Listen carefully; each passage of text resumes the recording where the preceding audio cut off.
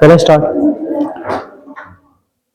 कहां तक था मैं, क्या क्या बता दिया था कि डाटा लोकलाइजेशन हो गया, ठीक है। और डाटा लोकलाइजेशन क्यों इंपॉर्टेंट है? क्यों? अगर कोई बड़ी कंट्री, देखो पहले इतनी बड़ी समस्या नहीं है। अगर मैं यूरोप की कंट्रीज की बात करूं, मैं बात कर लूं बुल्गारिया की, मैं बात कर लूं फ्रांस की, या फिर मैं चेक रिपब्लिक की बात करूं, ऑस्ट्रिया की बात करूं, कैसी कंट्री है? बहुत स्मॉल कंट्री, बहुत स्मॉल कंट्री है। तो वो क्या है, वो वहां पे ये डाटा लोकलाइजेशन का कंसेप्ट सब नहीं चलेगा। क्यों नहीं चलेगा? क्योंकि अगर आपको ऐसी प्रोसेस इंक्रीज करनी, मतलब करनी है, इम्प्लांट करनी है, तो what you need to invest so much of your resources, so much of your money. तो वहां पे ऐसा नहीं है। लेकिन इंडिया की पॉपुलेशन ही पूरे वर्ल्ड में सबसे ज्यादा है। तो हर एक इंसान क्या कर रहा है? बहुत ज्यादा मात्रा में क्या चला रहा है? डेटा यूज कर रहा है। और अब मैं कुछ भी देख लूं, आज मेरी कोई भी चीज उठा के देख लो, हर एक चीज में मैं क्या कर रहा हूं? डाटा कहीं ना कहीं क्या कर रहा हूं? जनरेट कर रहा हूं। मेरा फोन देख लो, मेरा लैपटॉप देख लो, मेरी कार देख लो, मेरी बाइक्स देख लो। आजकल मैं AI generated washing machine use कर रहा हूं, वो भी यूज कर रही है। और आगे आगे जमाना क्या आएगा? There will be another concept, that is IOT, internet of things. हमने बात की थी इसके बारे में। जब जब इंटरनेट ऑफ थिंग्स भी क्या होगा, अपने पीक पे आएगा। और जब प्लस में क्या हो जाएगा, वी हैव 6G। और इवन मेरे पास क्या है, एआईओटी की भी चीजें आएंगी, जो मेरी अभी भी चल रही है। एआई के साथ करेंगे इंटरनेट ऑफ थिंग्स का, ये सब साथ काम करेंगे। तो द नंबर ऑफ क्या होगा, डेटा जनरेशन होगा, अमाउंट ऑफ डाटा, वो क्या होगा? बहुत ज्यादा। तो कंट्रीज क्या चाह रही है? Countries like China, countries like US, countries like UK, जो क्या है, जो डाटा के मामले डाटा डाटा ज्यादा कंज्यूम कर रही है, डाटा ज्यादा प्रोड्यूस कर रही है, वो क्या चाहती है? वो चाहती है कि डेटा सारा सारा कहां रहे? हमारे यहीं पर रहे। तो बड़ी कंट्रीज के लिए क्या है, डेटा लोकलाइजेशन एक बहुत बड़ी।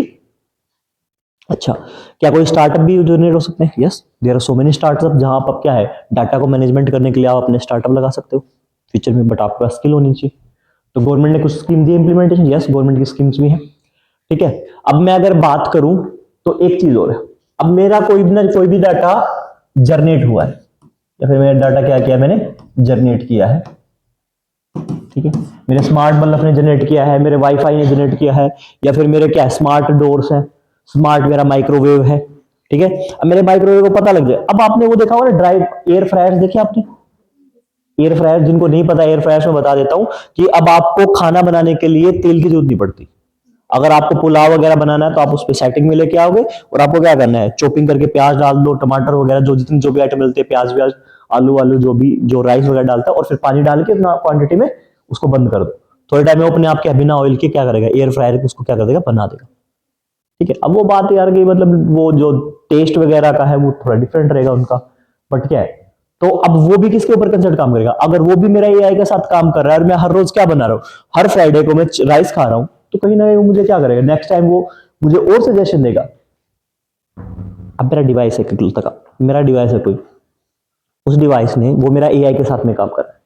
नॉर्मल डिवाइस है मेरा, तो वाईफाई पे काम कर रहा है, वाईफाई पे काम करेगा तो इतना कर सकता है कि एक फिक्स टाइम पे मुझे कुछ चीज बना के दे दे।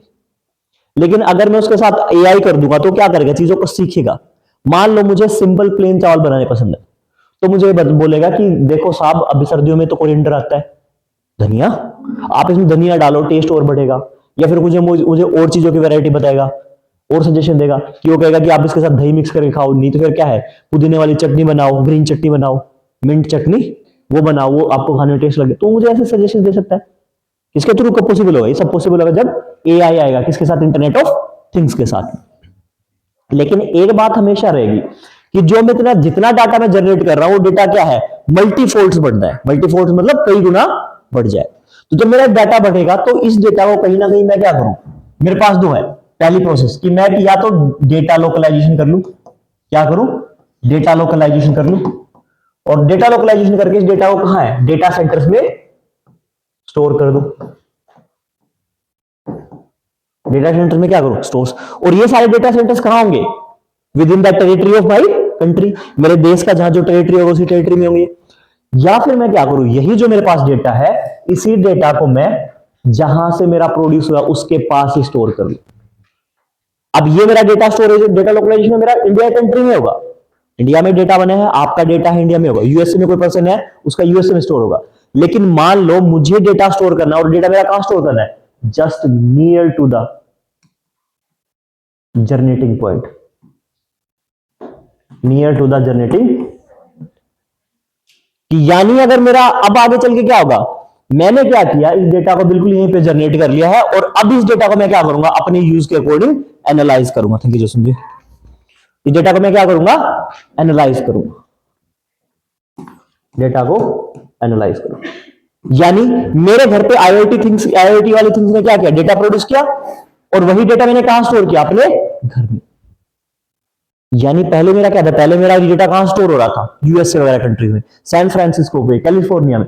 फिर मेरा डेटा कहां आ गया, लोकल जगह पे, बेंगलोर में आ गया, गुड़गांव में आ गया, लोकल डेटा लोकलाइजेशन के थ्रू।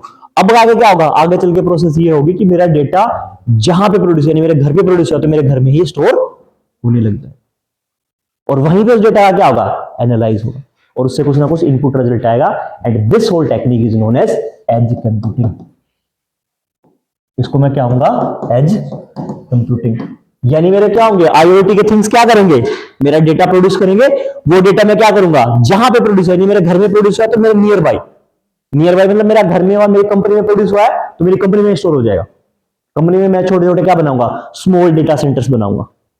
स्मॉल क्या बनाऊंगा, डेटा सेंटर्स बनाऊंगा और उनमें क्या करूंगा, स्टोर कर लूंगा। फिर उसी डेटा क्या करूंगा, एनालाइज करूंगा। तो आगे चल के तुम में से बहुत सारे लोग क्या कर सकते हैं, कंपनी में काम करोगे, कोई कंपनी में काम कर रहे हो एंड गवर्नमेंट को, उनको पता लग जाए, कंपनी वालों को, कि तुम लोग अपने यहीं पे क्या है, एक वो तुम क्या पता लगा लेंगे कि तुम नेट पे, ये तो अब भी पता लग जाता है कि इंटरनेट पे तुम क्या देख रहे हो, क्या नहीं देख रहे हो, कितना तुम पावर कंज्यूम कर रहे हो, कितनी बार तुम कॉफी पीने गए हो, ये सब वो क्या कर सकते हैं, पता कर सकते। ठीक है, क्या तुम्हारी मूवमेंट के थ्रू से कितनी बार कैमरा तुम्हारा डिटेक्ट करेगा। अब तुम कैमरा में देखो, अब देखो कैसे पता लगेगा इस चीज के लिए। चलो, एक मेरे पास सिस्टम है जो मेरा क्या है, आईओटी का सिस्टम। ठीक है, मान लो मेरे पास येलो कलर की नैनो कार है, ठीक है, और उस नैनो का, और मेरे पास क्या, मैं घर पे जाता हूं, मेरे घर पे वाईफाई लगा है, आईओटी का इकोसिस्टम है पूरा। मैंने क्या किया, मैं यहां से यूनिवर्सिटी से चला, अपनी येलो नैनो लेके पहुंचा। जैसे घर से 5 किलोमीटर की प्रोक्सिमिटी होगा तो मेरे नैनो के जीपीएस ने क्या कर दिया, सिग्नल ट्रांसमिट कर दिया। किसको, घर पे, घर के इकोसिस्टम, आईओटी के सिस्टम को, आईओटी के सिस्टम को। और आईओटी के सिस्टम, इकोसिस्टम ने क्या किया, गर्मी हो रही है, उन्होंने क्या किया, what they did,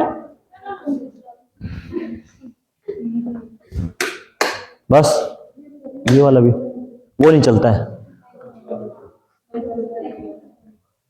then what will happen, वो क्या करेंगे, अब उसने सिग्नल दे दिया, जैसे मैं घर से थोड़ा दूर होऊंगा, वाईफाई ऑन हो जाए, वो वाईफाई ऑन के थ्रू क्या है, मेरा एसी ऑन हो जाएगा।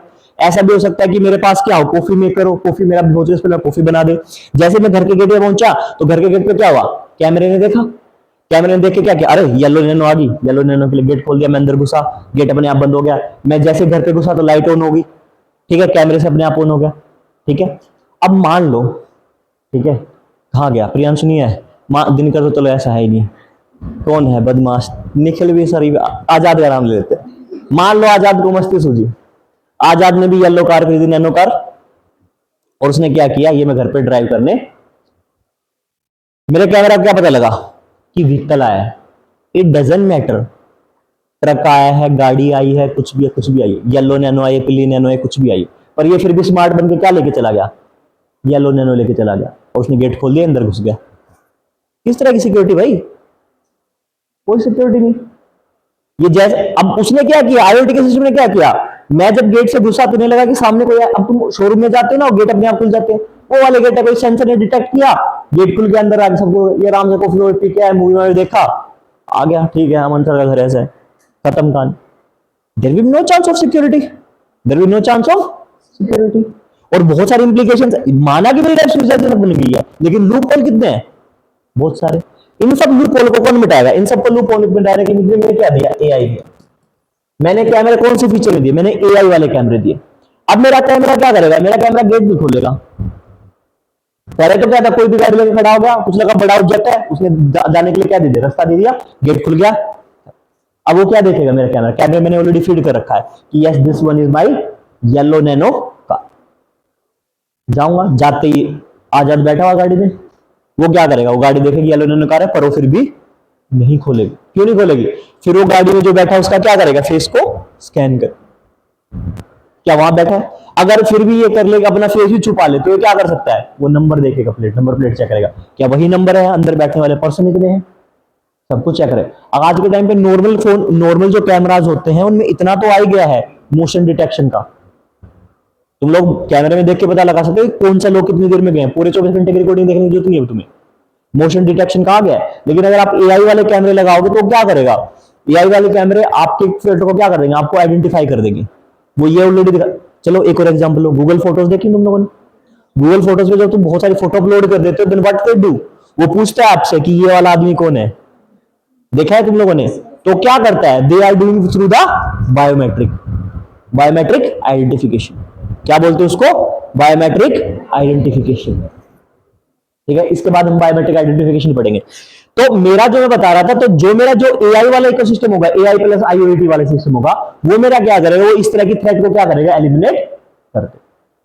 अब ऐसे हो सकता है कि अगली बार क्या है, अगली बार मेरे कैमरे पे वहां पे सेंसर लगाओ, या फिर मैं क्या करूं, अपना थंब इंप्रेशन से मेरा दरवाजा खुले। अब मैं गेट पे घुस रहा हूँ, गेट का दरवाजा नहीं खुल रहा, लेकिन मैं अंगूठा लगा रहा हूं तो खुल रहा है, या फिर मेरा मोशन सेंसर हो रहा है।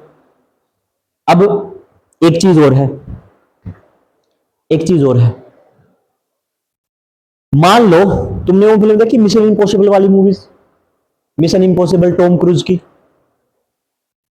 भूल जाओ। तुमने देखा है कि कोई किसी के जैसे चेहरा बना सकता है मेकअप करके, इतना मानते हो। मान लो कि अब क्या किया, अब किसी ने किसी का, अब सारे सिस्टम में क्या लगा रखा है, फेस वेरिफिकेशन का लगा। तो आजाद ने क्या किया, मेरे जैसे मेकअप किया, चेहरा बनाया एंड चला गया। गाड़ी की येलो नैनो ले ली, गाड़ी येलो नैनो लेने के बाद में क्या किया, येलो नैनो लेने के बाद में क्या किया, इसे पता है ये मन सर रोज आती है, नंबर प्लेट से भी नंबर बदल दिए। आजाद ओके हो ना, मतलब कभी हो गया सर मेरे को इतना इंटरेस्ट क्यों कर रहे हो, उनके बारे में बात करते, इतनी अच्छी अच्छी बातें करते, मेरे बारे में ऐसी बातें कर रहे हो, ठीक है।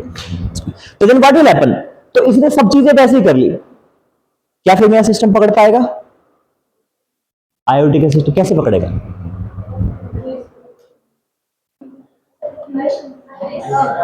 मान लो आईज का कंसेप्ट आई रेटिना का हो ही ना, तुम ये कह सकते हो सर वेट खोलने के लिए फिंगरप्रिंट चाहिए, फिंगरप्रिंट पाना कितना आसान है, आसान है, कैसे,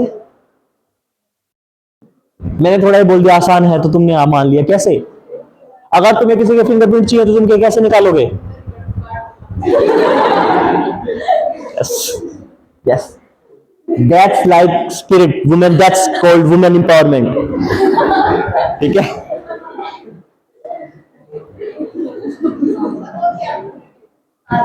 मैं हूं, मैं बताता हूं what is that spirit, but देखो आपको क्या करना है, जब भी आपके पास कोई आता है पर्सन, तो उसको कांच के गिलास में पानी देना है, और ग्लास के ऊपर आपने क्या लगाना है, ग्लास के ऊपर आपने स्प्रे करना है, किसको, कोल्ड, वो सॉलिड ऑक्सीजन, वो कार्बन डाइऑक्साइड या फिर नाइट्रोजन को, जो कूल्ड होगी, नाइट्रोजन तो क्रायोजेनिक नाइट्रोजन हो, या फिर सॉलिड कार्बन डाइऑक्साइड हो। सॉलिड कार्बन डाइऑक्साइड क्या है, थोड़ी देर में पिघल जाएगी रूम टेम्परेचर पे आने पे, तो आपने क्या करना है, उसका स्प्रे करना, ग्लास रखना है ट्रे में, स्प्रे करना है, दूध, सामने वाला उठा के पानी पिएगा, सारी की सारी उंगलियां, एंड उनसे यू कैन रिट्रीव इट। एक तो ये तरीका है बिना उंगली काटे। दूसरा तरीका क्या है, आप क्या करो, वैक्स लो, ठीक है, या फिर आप कोई ऐसा सरफेस लो पर उससे सामने वाले को पता लग जाए, इस पता लग जाता है। लेकिन आपका काम ऐसा है कि आपके वहां पे ग्लू का काम है या फिर बहुत ऐसा काम है, तो सेलो टेप लो, ठीक है, सेलो टेप में जिस तरफ से चिपकती है उस तरफ से हाथ चिपकवा, उससे फिंगरप्रिंट आ जाए।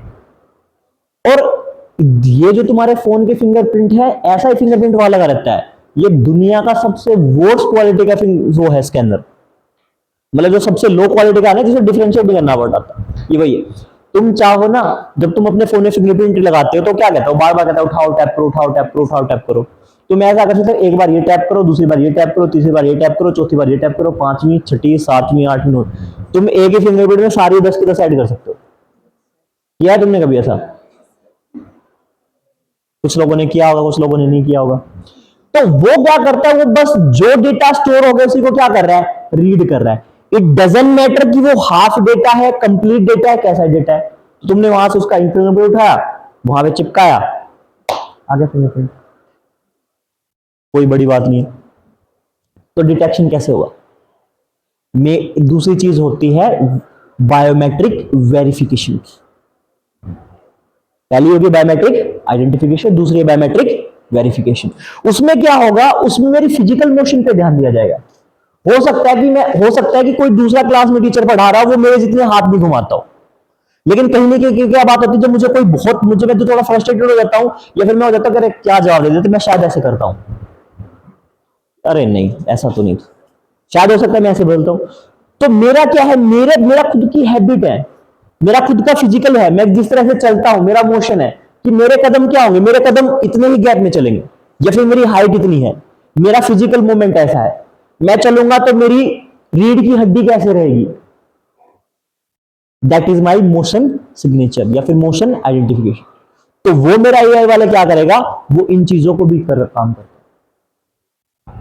तो अगर आप क्या है, अगर आप बहुत बड़े बैंक्स में जाओगे या फिर बहुत ज्यादा फेमस वर्ल्ड्स में जाओगे, तो वहां पे क्या है, वहां पे जब भी आपको एंट्री मिलेगी, वो ये सब लेते हैं, वो आपका रेटिना लेंगे, वो आपका फेस आइडेंटिफिकेशन लेंगे, और साथ के साथ वो आपका मोशन डिटेक्टर भी करेंगे कि आप किस तरह से चल रहे हो, क्या करें। और उनको अगर थोड़ी सा भी ये लगा कि ना this is the wrong way, then he will आपको एंट्री नहीं देंगे वो। हाँ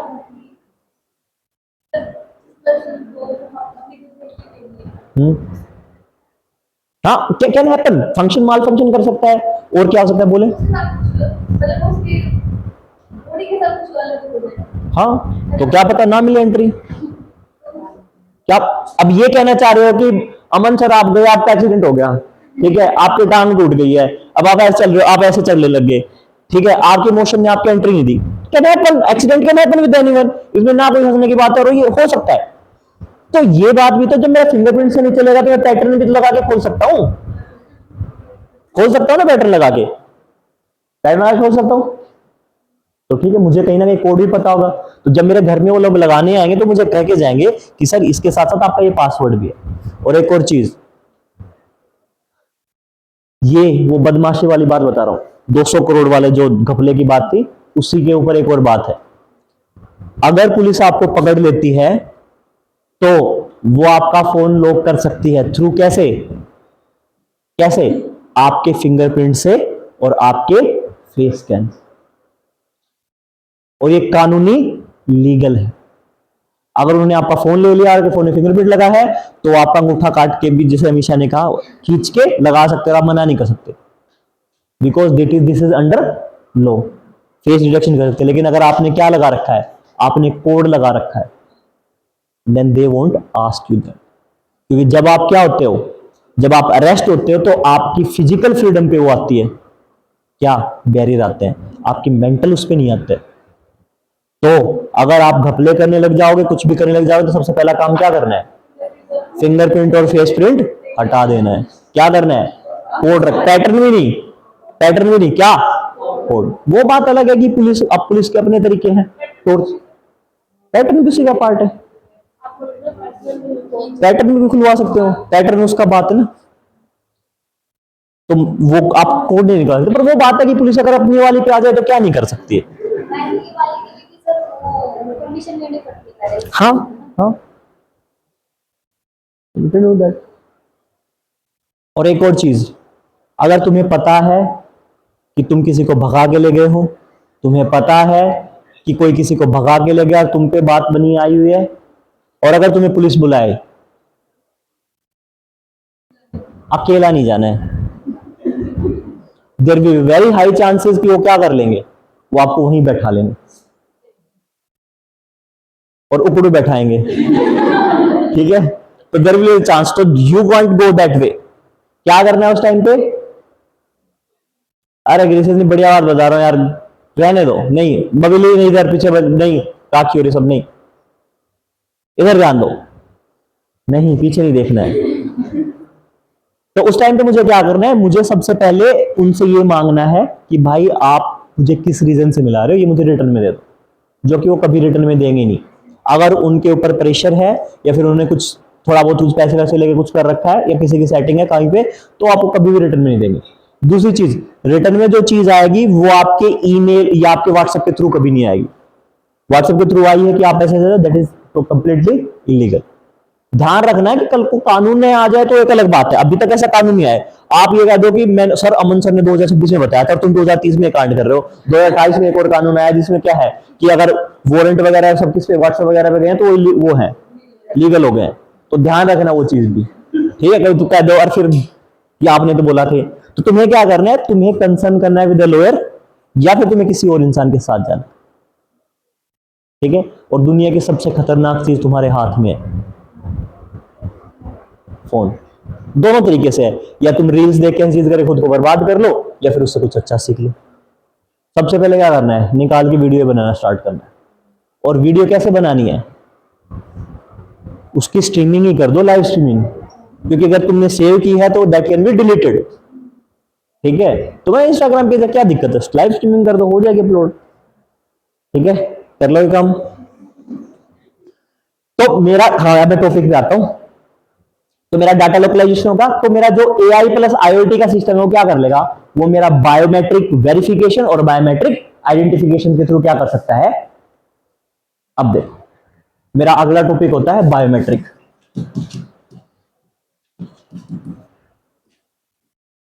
बायोमेट्रिक में मेरे क्या क्या चीजें आती है, एक तो मेरा फेस आता है, दूसरे मेरे फिंगरप्रिंट्स,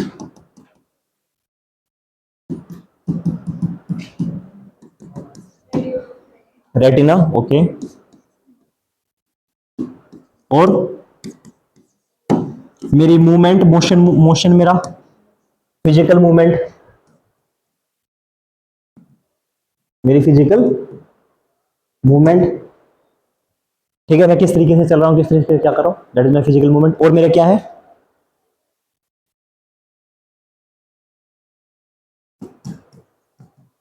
मेरा ब्लड, मेरा यूरिन, और मेरा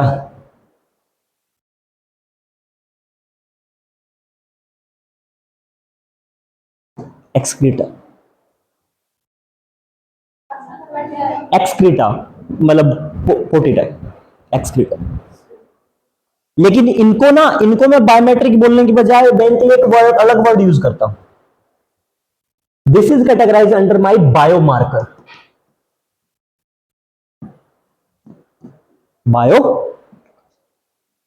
ये ह्यूमंस पे इतने रूल नहीं अप्लाई होते हैं, ये हम ज्यादा जानवरों पे यूज करते हैं। बायोमार्कर हम किस पे यूज करते हैं, जानवरों में। मैं इनके अलावा और चीजें भी यूज करता हूं, उनमें फिर मैं प्लेसेंटा वगैरह जो अम्बेलिकल कोड होती है वो भी मेरी क्या होती है यूज करता हूं।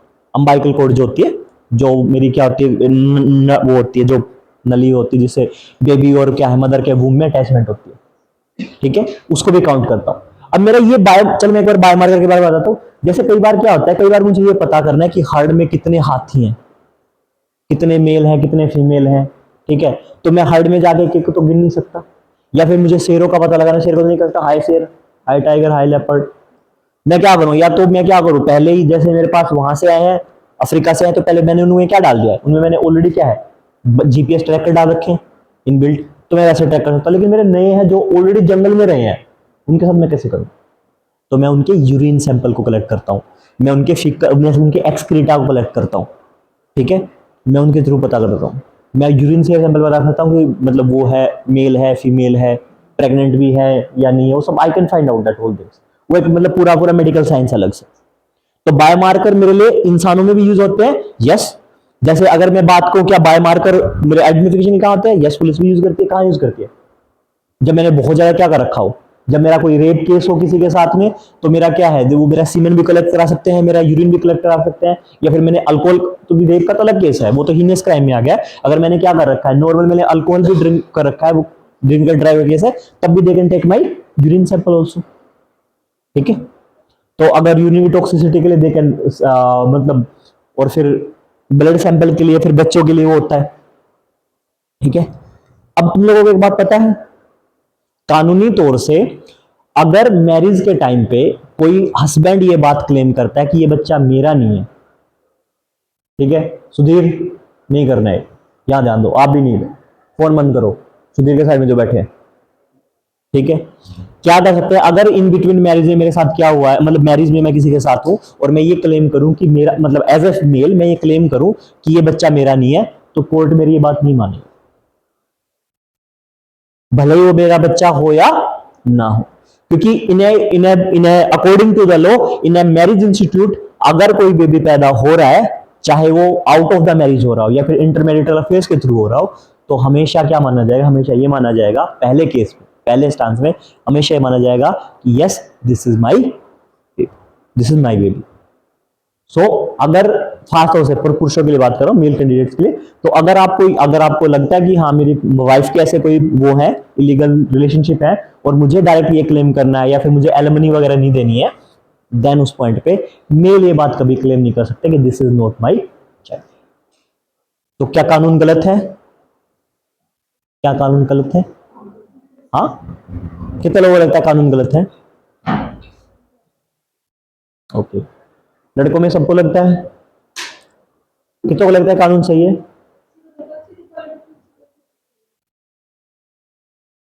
कानून सही है। क्यों सही है? क्योंकि मैरिज का जो इंस्टीट्यूट है या फिर जो फैमिली का इंस्टीट्यूट है वो इसी बात पे टिका हुआ है। किस बात पे? ट्रस्ट पे। ट्रस्ट पे, ट्रस्ट पे टिका हुआ है। और अगर ट्रस्ट पे बात है तो ये बात लाइबल है कि भाई अगर मेरी वाइफ है तो she will be faithful to me, और मैं किसी का हस्बैंड है तो I will be faithful to her. तो वो जो ट्रस्ट उस ट्रस्ट पे टिका है, तो उस इंस्टीट्यूट को मैं मेलिग्निफाइड या फिर मैं उसको दूषित नहीं कर सकता। जो मैं पहला स्टैंस लेके आऊंगा तो पहले स्टैंस से मैं हमेशा ये मान के चलूंगा और कोर्ट हमेशा अकॉर्डिंग टू ये मान के चलेगा कि yes the baby is mine, कि बच्चा उन्हीं का, हस्बैंड वाइफ का, मतलब हस्बैंड का ही है, दैट इज अ पार्ट। और उसमें कोई गलत भी नहीं है, क्योंकि सारा का सारा फैमिली का इंस्टीट्यूट या फिर मेरा मैरिज इंस्टीट्यूट जो है वो that Holi depend on the trust. नहीं देखो, गलती तो है लेकिन कानून इस चीज को नहीं मानेगा। दूसरी चीज ये भी है कि मैं किसी के कैरेक्टर को असैसिनेट नहीं कर सकता हूं। ये कानून ये बात बोलता है कि गिल्टी अनलेस प्रूवन गिल्टी, कि जब तक आप पे गुनाह सब काबू वो नहीं हो जाते, प्रूव नहीं हो जाते, तब तक आप गिल्टी नहीं, तब तक आप गिल्टी नहीं हो। तो हम ये बात मान के चलते, देखो एक नॉर्मल बात है, वो बहुत बात की बात है, होता है वो बात। और अब बात ये है कि अगर मेरे ब्रदर के साथ उसका वो चल रहा हो, then no DNA report, because मेरा और मेरा ब्रदर 99%, मैंने बताया था ना कि आज हम जो क्लास में सब लोग बैठे हुए हैं, हम सब लोग एक दूसरे के 98.2 से लेके 6% तक सिमिलर है सब लोग। लेकिन हम दिखने में क्या है, सब अलग दिखते हैं। किसी की हाइट अलग, किसी के बाल अलग है, कोई दिखने में कैसे, चेहरा है, किसी की आंखें कमजोर है, किसी की हाइट कम है, किसी की ज्यादा है, लेकिन 98.6% लगभग लगभग क्या है, सॉरी 95, सॉरी ये तो इसरो वाला है, इसरो वाला 95 से लेकर 96% लगभग हम सिमिलर है, क्योंकि हमारे जो जीन है सबके क्या, ह्यूमन के सबके सिमिलर। अब मेरा जो ब्रदर है, मेरे सिस्टर्स है, ठीक है, उनके साथ मेरा क्या है, उनके साथ मेरा 99% सिमिलर रोल है। और अब बात उनकी नहीं कर रहा हूं जो मेरे आइडेंटिकल ट्विंस है। आइडेंटिकल ट्विंस समझते हो? आइडेंटिकल ट्विंस भी कई तरह के होते हैं, जैसे ट्विंस है मेरे साथ दो साथ एक जैसे हो गए। आइडेंटिकल ट्विंस जुड़वा मूवी जो आई थी वो वाले आइडेंटिकल ट्विंस, बिल्कुल सिमिलर वाले, उनमें भी 99.9% सिमिलर है। तो how can I differentiate DNA? तो डीएनए वाला जो है उसको भी मुझे अप्रूव नहीं कर सकता है if my wife has a relationship with my. But हम ये मान के चलते हैं ना। अब एक और चीज सुनो, एक रोल ये भी है, सबको पता है कि मैंने किसी को गोली मार दी, ठीक है, मैंने कोई हत्या कर दी, सपोज कर मैं किसी और का नाम ले लूं, मैंने हत्या कर दिया और मुझे मैं कोर्ट में चला गया हूं और सब लोगों ने देखा भी है, ठीक है। अब जो मरा है उनके वकील को यह प्रूव करना है कि मैंने कैसे उसको मारा है, लेकिन मेरे वकील को सिर्फ यह प्रूव करना है कि उस मुकाबला वारदात पे मैं था नहीं। और अगर एक भी पॉइंट पे यह बात प्रूव होगी कि मैं वहां था नहीं या मैं कहीं और था, देन मैंने मर्डर नहीं किया, लेकिन सबको पता है मैंने मर्डर किया। अब ये प्रॉब्लम क्या है? ये है जुडिशियली के वर्किंग प्रोसेस में। और ये मेरा बताने का तुम्हें मतलब नहीं था। जब जुडिशियरी वगैरह कुछ पढ़ोगे ना तो इस चीज पे फोकस करना। यूपीएससी का इंटरव्यू पैनल और मेंस में इन चीजों का वेटेज थोड़ा ज्यादा आता है, ठीक है। और अब टाइम आ गया है, वो सब लोगों ने आई थिंक सोच भी लिया हुआ एथिक्स के लिए, जो मैंने कहा था, याद है एथिक्स वाला क्वेश्चन?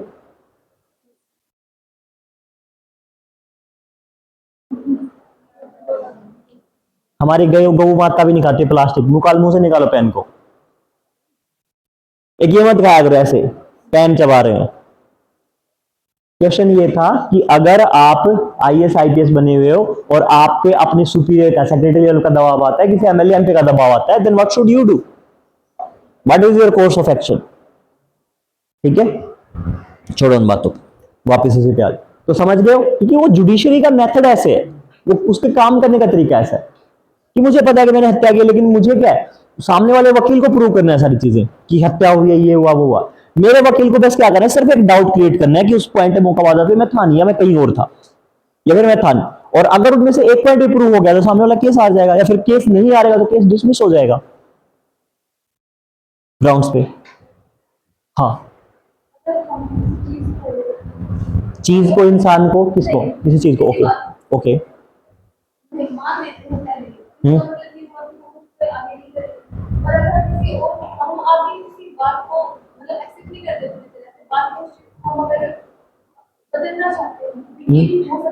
देखो, पुलिस कस्टडी के दौरान पे जो भी बातें मैंने कही हैं, दैट इज नॉट परमिसेबल।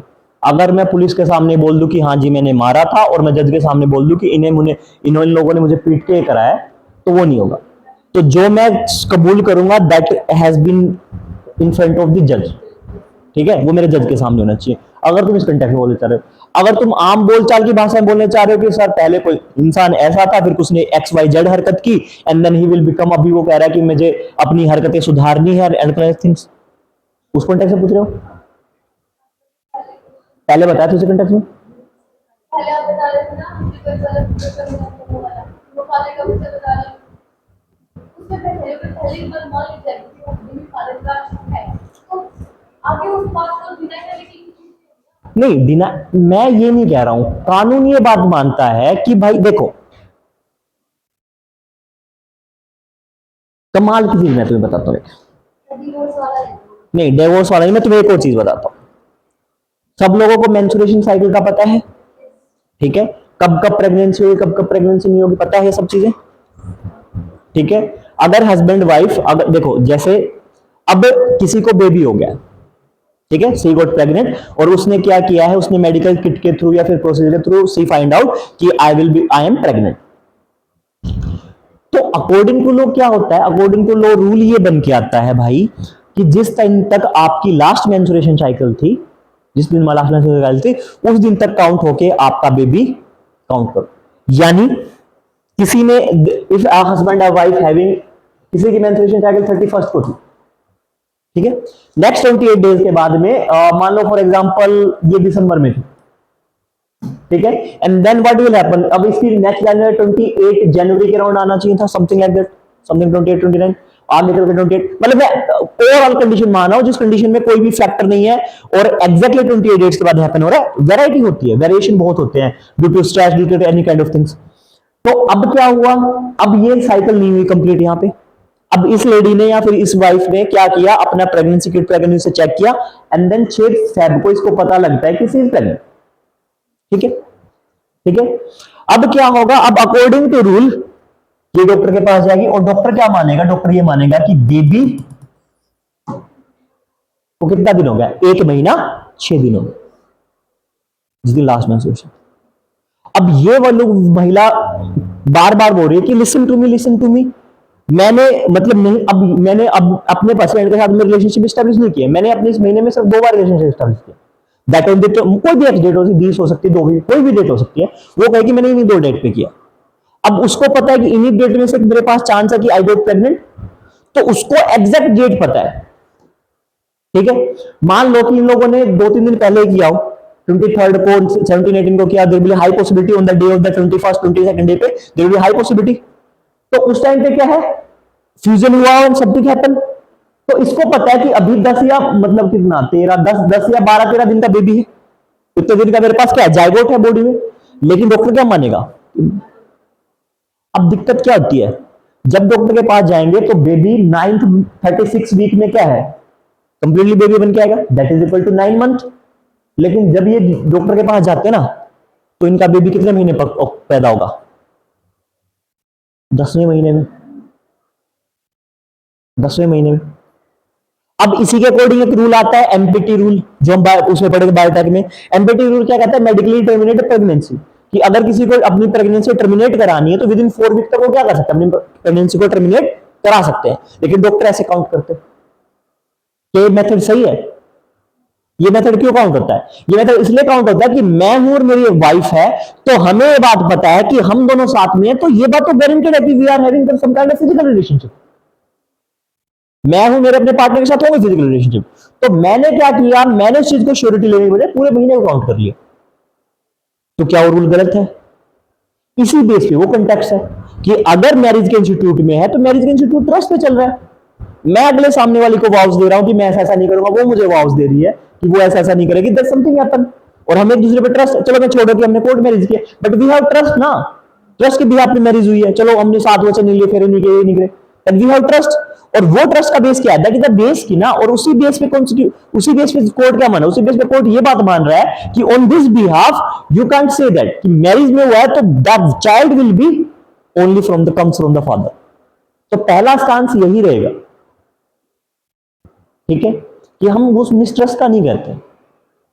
बात वही है ना कि दुनिया में 2% लोग बेकार हो गए तो 98% अच्छे भी तो है ना, लाइक हमारे मम्मी पापा।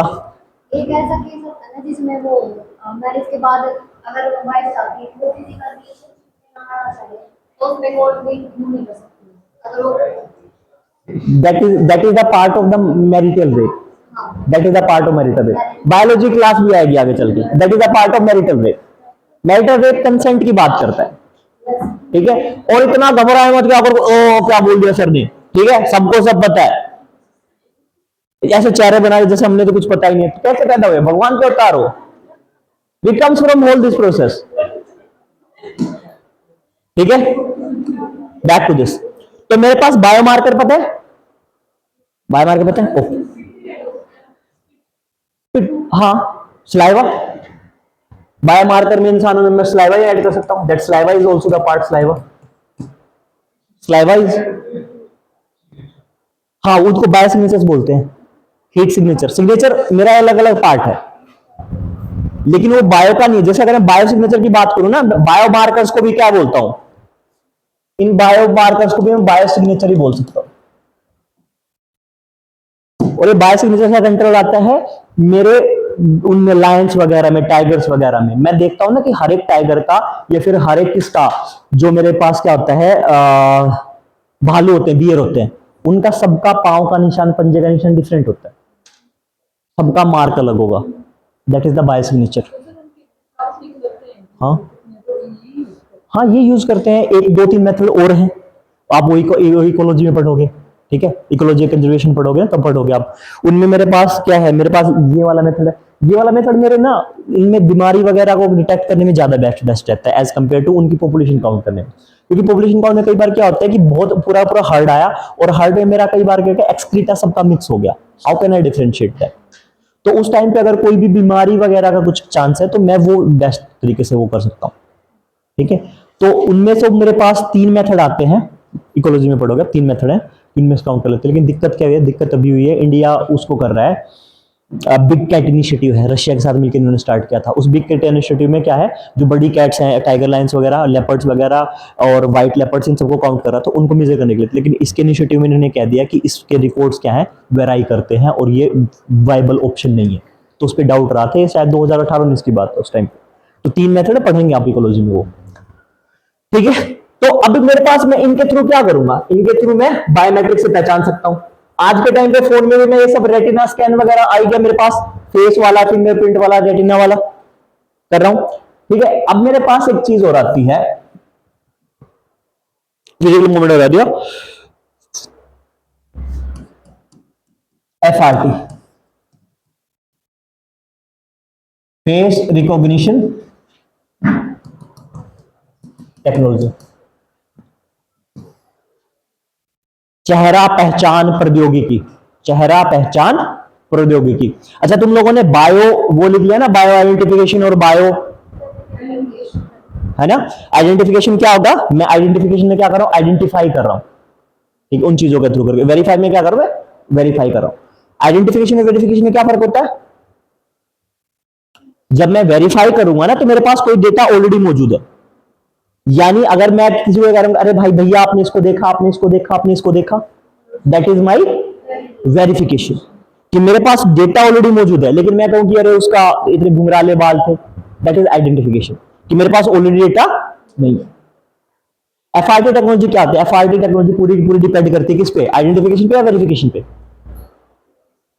वेरिफिकेशन पे, वेरिफिकेशन पे। ये ऐसी प्रौद्योगिकी है जिसमें मैं पूरी भीड़ में क्या करता हूं, कैमरे के थ्रू क्या करूंगा, लोगों का चेहरा क्या कर लूंगा, डिटेक्ट। और इसी टेक्नोलॉजी पे क्या होता है, इसी टेक्नोलॉजी के आधार पे आप देखते हैं ना, इसी टेक्नोलॉजी का पहला इनिशिएट स्टेज क्या था, जो हमारे रोड पे क्या करते हैं, चालान बनाते हैं अपने आप। बाइक के चालान बनते हैं ना, बाइक से गाड़ी के चालान बनते हैं ऑटोमेटिकली। जो रूम में वहां बैठे हैं, कंट्रोल रूम में बैठे हैं, वहीं पे क्या है, जिसने हेलमेट नहीं पहन रखा, चालान वहीं से काट। वो भी क्या है, वो भी आइडेंटिफिकेशन का ही मेथड था, ठीक है। लेकिन उसमें क्या था, उसमें इतना इनिशियल स्टेज में वो नहीं चीजें थी।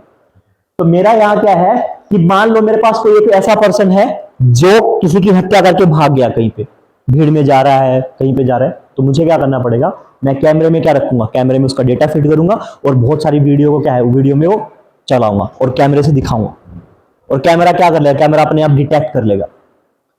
तो मेरे कहां पे, मेरी भीड़ वाली जगहों पे ये चीजें हो सकती। तो सबसे पहले एफआरटी टेक्नोलॉजी कहां यूज हुई थी?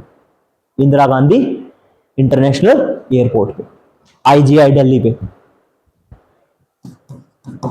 आईजीआई न्यू दिल्ली में सबसे पहले एफआरटी टेक्नोलॉजी यूज की थी, face recognition technology.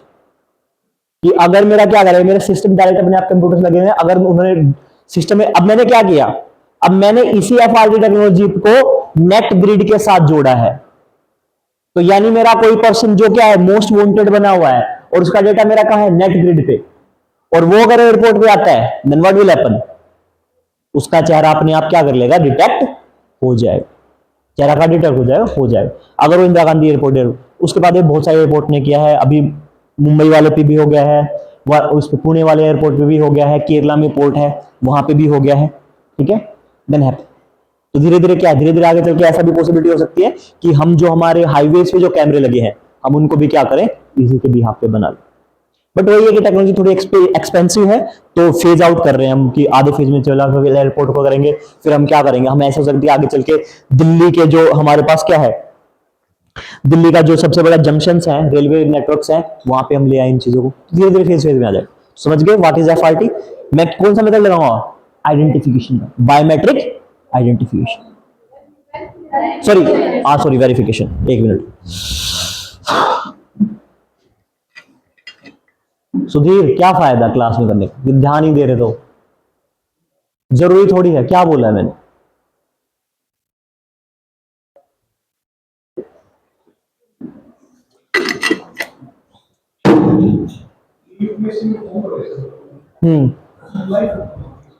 Live photo मांगी है, नहीं वो उसके अंदर नहीं है। लाइव फोटो में वो क्या कर रहे हैं, देखो कई बार क्या होता है, जैसे हमारी क्लास में कई बच्चों ने, अगर आप पुरानी फोटो अपलोड कर दोगे जिसमें आप थोड़े पतले दिखते थे, वो क्या करेंगे, जो आपने फोटो अपलोड की है पहले, मैं कह रहा हूं ना, सुनो देखो क्या है, उन्होंने क्या किया, उन्होंने एआई का यूज किया है, जो आपने फोटो अपलोड कर दी है उस फोटो के साथ में आपकी लाइव वाली फोटो क्या होनी चाहिए, मैच होनी चाहिए। वो क्या देखेगा, वो आपका चेहरा देखेगा। अब उन्होंने क्या बोला, उन्होंने बोला कि फोटो क्या 75% एरिया से ज्यादा होनी चाहिए, तो आपका ईयर, आईज वगैरह, ठीक है। कुछ कुछ फोटोज अगर आप इतनी क्लोज से अपलोड करते हो तो आपके यहाँ पे जैसे लोगों की दाढ़ी वगैरह के बाल भी दिखने लग जाते हैं, अगर आपने ढक की फोटो अपलोड की है तो वो क्या करेंगे, आपके ये जो चिक बोन है, ठीक है, आपकी आईज है, आपका ये वाला फेस है, आपके हेयर है, उन सबको मैच करेंगे आपकी लाइव फोटो से। जैसे वो मैच हो जाएगा देन अपलोड हो जाएगा। आप करके देख लो, फॉर्म में नकली फॉर्म भरो, नकली फॉर्म में क्या है, कोई फोटो ऐसे भरो जिसमें आप बहुत पहले दिखते थे, अभी की फोटो डालो लाइव वाली, नहीं लेगा, एक्सेप्ट करेगा। या फिर तुम पहले बहुत बड़े बाल थे, अब तुम गंजी करा लो, छोटे बाल करा लो, फिर अपलोड करने की कोशिश करो, नहीं करेगा अपलोड। तो वो क्या कर रहे हैं, वो कुछ कुछ पॉइंट्स होते हैं फेशियल, जिसको बोलते हैं फेशियल रिकॉग्निशन, ठीक है। ये फेशियल ही तो है, एआई फेस की वजह फेशियल लिखो इसको, फेशियल रिकॉग्निशन। कुछ पॉइंट्स होते हैं हमारे चेहरे पे, जैसे चिकबोन का हो गया है, हमारी जबड़े का हो गया है, हमारी चिन का हो गया है, ये मेरे यहाँ पे हो गए हैं, एंड देन दिस पोर्शन। सबके अपने पॉइंट होते हैं, सबके अपनी चिकबोन अलग होती है, तो उसके भी यहाँ पे क्या करता है। और एक बात सुनो, कभी भी 100% मैच नहीं माना जाता है, कभी भी 100% मैच करेक्शन नहीं आएगा। लेकिन ऐसा माना जाता है कि अगर एफआरडी टेक्नोलॉजी मेरा 60% का मैच दे रही है, then there is high possibility कि सेम पर्सन हो सकता है। लेकिन ऐसा भी हो सकता है 60% मैच होके कोई दूसरा इंसान भी निकला है। तो एफआरएस टेक्नोलॉजी अभी डिबेटेबल है स्टिल, लेकिन 100% मैच मुझे कभी नहीं देगी। वो मुझे क्या देगी, 60 to 80 के परसेंट मानेगी। अगर मेरा 60 to 80% मैच हो जाता है तो मैं उसको हाईली मैच मानता हूं। ठीक है, हो गया क्लियर? अब सब लोग पानी पी लो जिनके पास पानी है। ठीक है, धमाकेदार थोड़ा सा दिमाग की जरूरत है अभी आपको, नहीं है तो बाहर से ले आओ।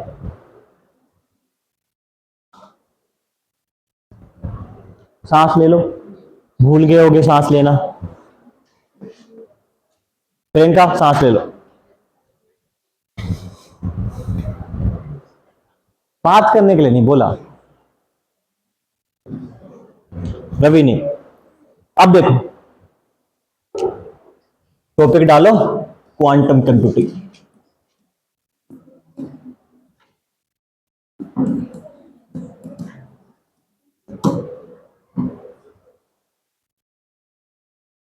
क्वांटम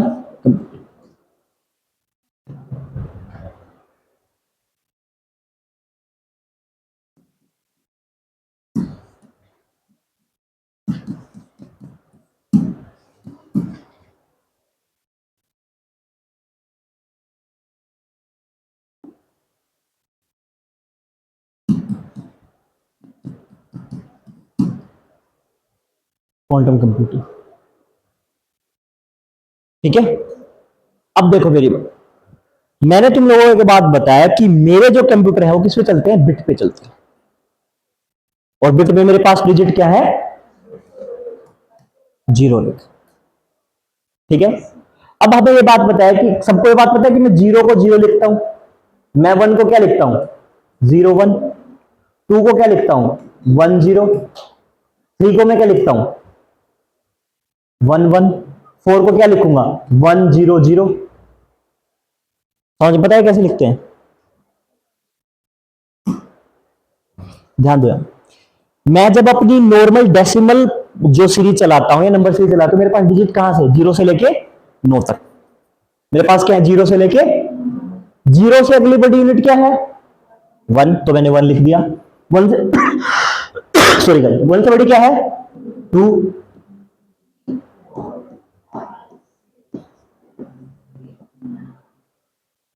ठीक है, मैंने बचपन से एक बात सुनी है कि मैं इसके आगे कितनी 0 लगा दूं, कोई फर्क पड़ेगा?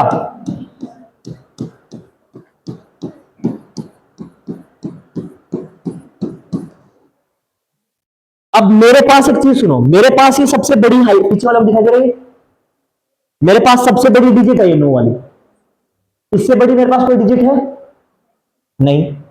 जब मेरे पास 0 थी तो मैंने बड़ी बड़ी करके सबसे बड़ी ले आया। तो मैं क्या है, मैं अपना यूनिट प्लेस छोड़ के कहां घुसूंगा, 10th प्लेस में। यहां पे मेरी डिजिट कौन सी है, 0। क्या इससे बड़ी डिजिट है मेरे पास, इससे बड़ी डिजिट है, यस एक है, एक है। तो मैंने इससे बड़ी डिजिट लिखी। अब मैं क्या करूंगा, मैं यहां पे 9 लिख दूं, नहीं, मैं क्या लिखूंगा, सबसे छोटी डिजिट। तो मेरे पास क्या आया, 10। क्या बना, 1 और 0। अब मैंने क्या किया, इसको ऐसे कैसे लिखा, इससे बड़ी कोई है, यस। तो मैंने क्या लिखा, 1।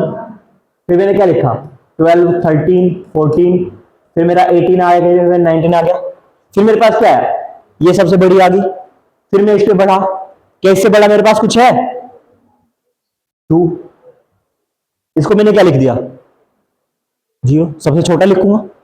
लेकिन ये इससे बड़ा है।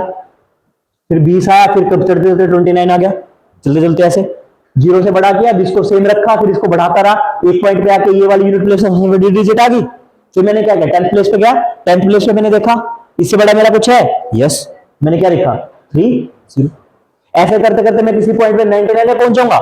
मैं क्या देखूंगा, ये भी मेरा हाईएस्ट, ये भी मेरा हाईएस्ट, और इसके आगे तो मेरे 0 0 लिखे हुए। तो यहां पे इससे बड़ा क्या, 1, बाकी सबको क्या लिखूंगा, 0। फिर मैं देखूंगा कि यहां पे मेरा क्या है, छोटा है, बाकी सबको सेम लिख दिया। इससे बड़ा कुछ है, हाँ जी है, 102। फिर क्या किया, बढ़ते बढ़ते मैं कहा आ गया, 108 पे आ गया। इससे बड़ा कुछ है, हाँ जी है, 109। इससे बड़ा कुछ है? नहीं जी। इससे बड़ा कुछ है? हाँ जी। तो इसको ऐसे, अब मैं ये इसको मैंने ऐसे छोड़ दिया क्योंकि मुझे याद करना है, फिर मैं 0 पे आ गया, फिर 1 1, और मेरी गिनती ऐसे चलती रहती है। ऐसे तो गिनती चलती है कि मैं हमेशा क्या देखता हूं, पहले मैं पहला प्लेस देखता हूं छोटे वाला, फिर मैं बड़ा प्लेस देखता हूं। ठीक है, अब मैं इसको कर रहा हूं, मेरे पास 0 0 है। अब मेरे पास छोटी यूनिट क्या है? मेरे पास दो ही बिट है, कौन सी? 0 और 1। 0 और 1, 0 मेरी छोटी है, 1 मेरा सबसे बड़ा है, मेरा सबसे छोटा। 0 नहीं, तो मैं इससे बड़ा क्या लिखूं? मैं इसको देखूंगा, यहां पे मैं इसका जेटी लिख दूंगा। फिर मैं यहां आया कि भाई साहब इससे कुछ बड़ा है? नहीं जी, इससे कुछ बड़ा नहीं है। मैं आगे बढ़ गया, इससे कुछ बड़ा है? जी है बड़ा, 1 लिखा। पर यहां पे मुझे सबसे छोटा लिखना पड़ेगा, फिर मैंने क्या लिखा? 0। फिर मैंने देखा जी कोई है इससे बड़ा? हाँ जी है। ठीक है जी, सामने वाले कैसे लिख देते? 1 आ गया ना इससे बड़ा, 1। फिर मैंने देखा ये सबसे बड़ा, ये भी सबसे बड़ा, इससे आगे चला गया, यहाँ पे 0 है जी, जो मुझे इनविजिबल है। ठीक है, तो मैंने इसकी जगह 1 लिख दिया, बाकी की जगह क्या लिखा? 0 0। फिर मैंने क्या देखा? इससे कोई बड़ा है? हाँ जी बड़ा है, बाकी को सेम लिख दिया। फिर मैंने देखा ये सबसे बड़ा हो गया जी, इससे बड़ा कुछ है? हाँ जी 1 1 0। अब फिर मैंने देखा इससे बड़ा कुछ है? हाँ जी 1 है, तो बाकी को मैंने सेम लिख दिया। फिर मैंने देखा ये भी बड़ा, ये भी बड़ा, ये भी बड़ा, फिर मैंने क्या लिखा? 1 0 0 0। इससे बड़ा कुछ है? हाँ जी है, तो 1 0 0 1। फिर मैंने देखा ये सबसे बड़ा, इससे छोटा, तो 0 1 0 1। चल रहा है सही? मेथड वही है कि मुझे क्या देखना है, मुझे चीजों को सबसे बड़ा अंत तक लिखने जाना है। जब फिर बड़ी आ जाएगी तो उससे अगले वाले को बड़ी बढ़ाऊंगा, फिर छोटे करूंगा, और इन्हीं को इक्विवेलेंट लिख रहा हूं। ये मेरा 0 इक्वल है, ये मेरा 1 के, ये 2 के, ये 3 के, ये 4 के, ये 5 के, ये 6 के, ये 7 के, ये 8 के, ये 9 के, ये 10 के। अब ऐसा ही कुछ मैन्युफैक्चरिंग मैंने क्या है, A B C D Z के पास बना रखी होगी। ठीक है, अब एक बात सुनो, मान लो कि ए के लिए वो यूज कर रहा है 1 1 0 1 0। एग्जैक्टली ऐसा नहीं होता है, पर मान लो, लेट करो। एम के लिए क्या लिख रहा है? 1 1 1 1 0। और एन के लिए क्या कर रहा है? 1 0 0 0 1 कर रहा है। और मैंने कंप्यूटर में मारा ए एंटर, उसको क्या समझ में आया? 1 1 0 1 0। फिर मैंने टाइप किया एम, उसको क्या समझ में आया? 1 1 1 1 0। और फिर मैंने ए किया रिपीट में 1 1 0 1 0। और फिर मैंने एन किया तो उसको क्या है? 1 0 0 0 1। ऐसे ही काम करेगा वो नॉर्मल कंप्यूटर बिट पे। अब मेरे पास एक बात सुनो, अगर मान लो कि यूनिवर्स में मैं इमेजिन कर रहा हूं किसको? चीजों को। और मैंने इमेजिन कर लिया कि मेरा कंप्यूटर आम आदमी के जैसे काम कर रहा है, उसको क्या करना पड़ रहा है? एक बार 0 उठाना पड़ रहा है, एक बार 1 उठाना पड़ रहा है। वो जब मैंने एम टाइप किया तो एक बार 1 क्या लिखेगा वो? 1 1। उसने 1 उठाया, फिर 1 उठाया, फिर उसने 0 रखा, फिर 1 रखा, फिर 0 लिखा। फिर क्या समझ हमें समझ में आया? ये समझ में आया। मान के चलो कि ये जो मेरा एरिया है, ये पूरा पूरा क्या है? कंप्यूटर का सिस्टम।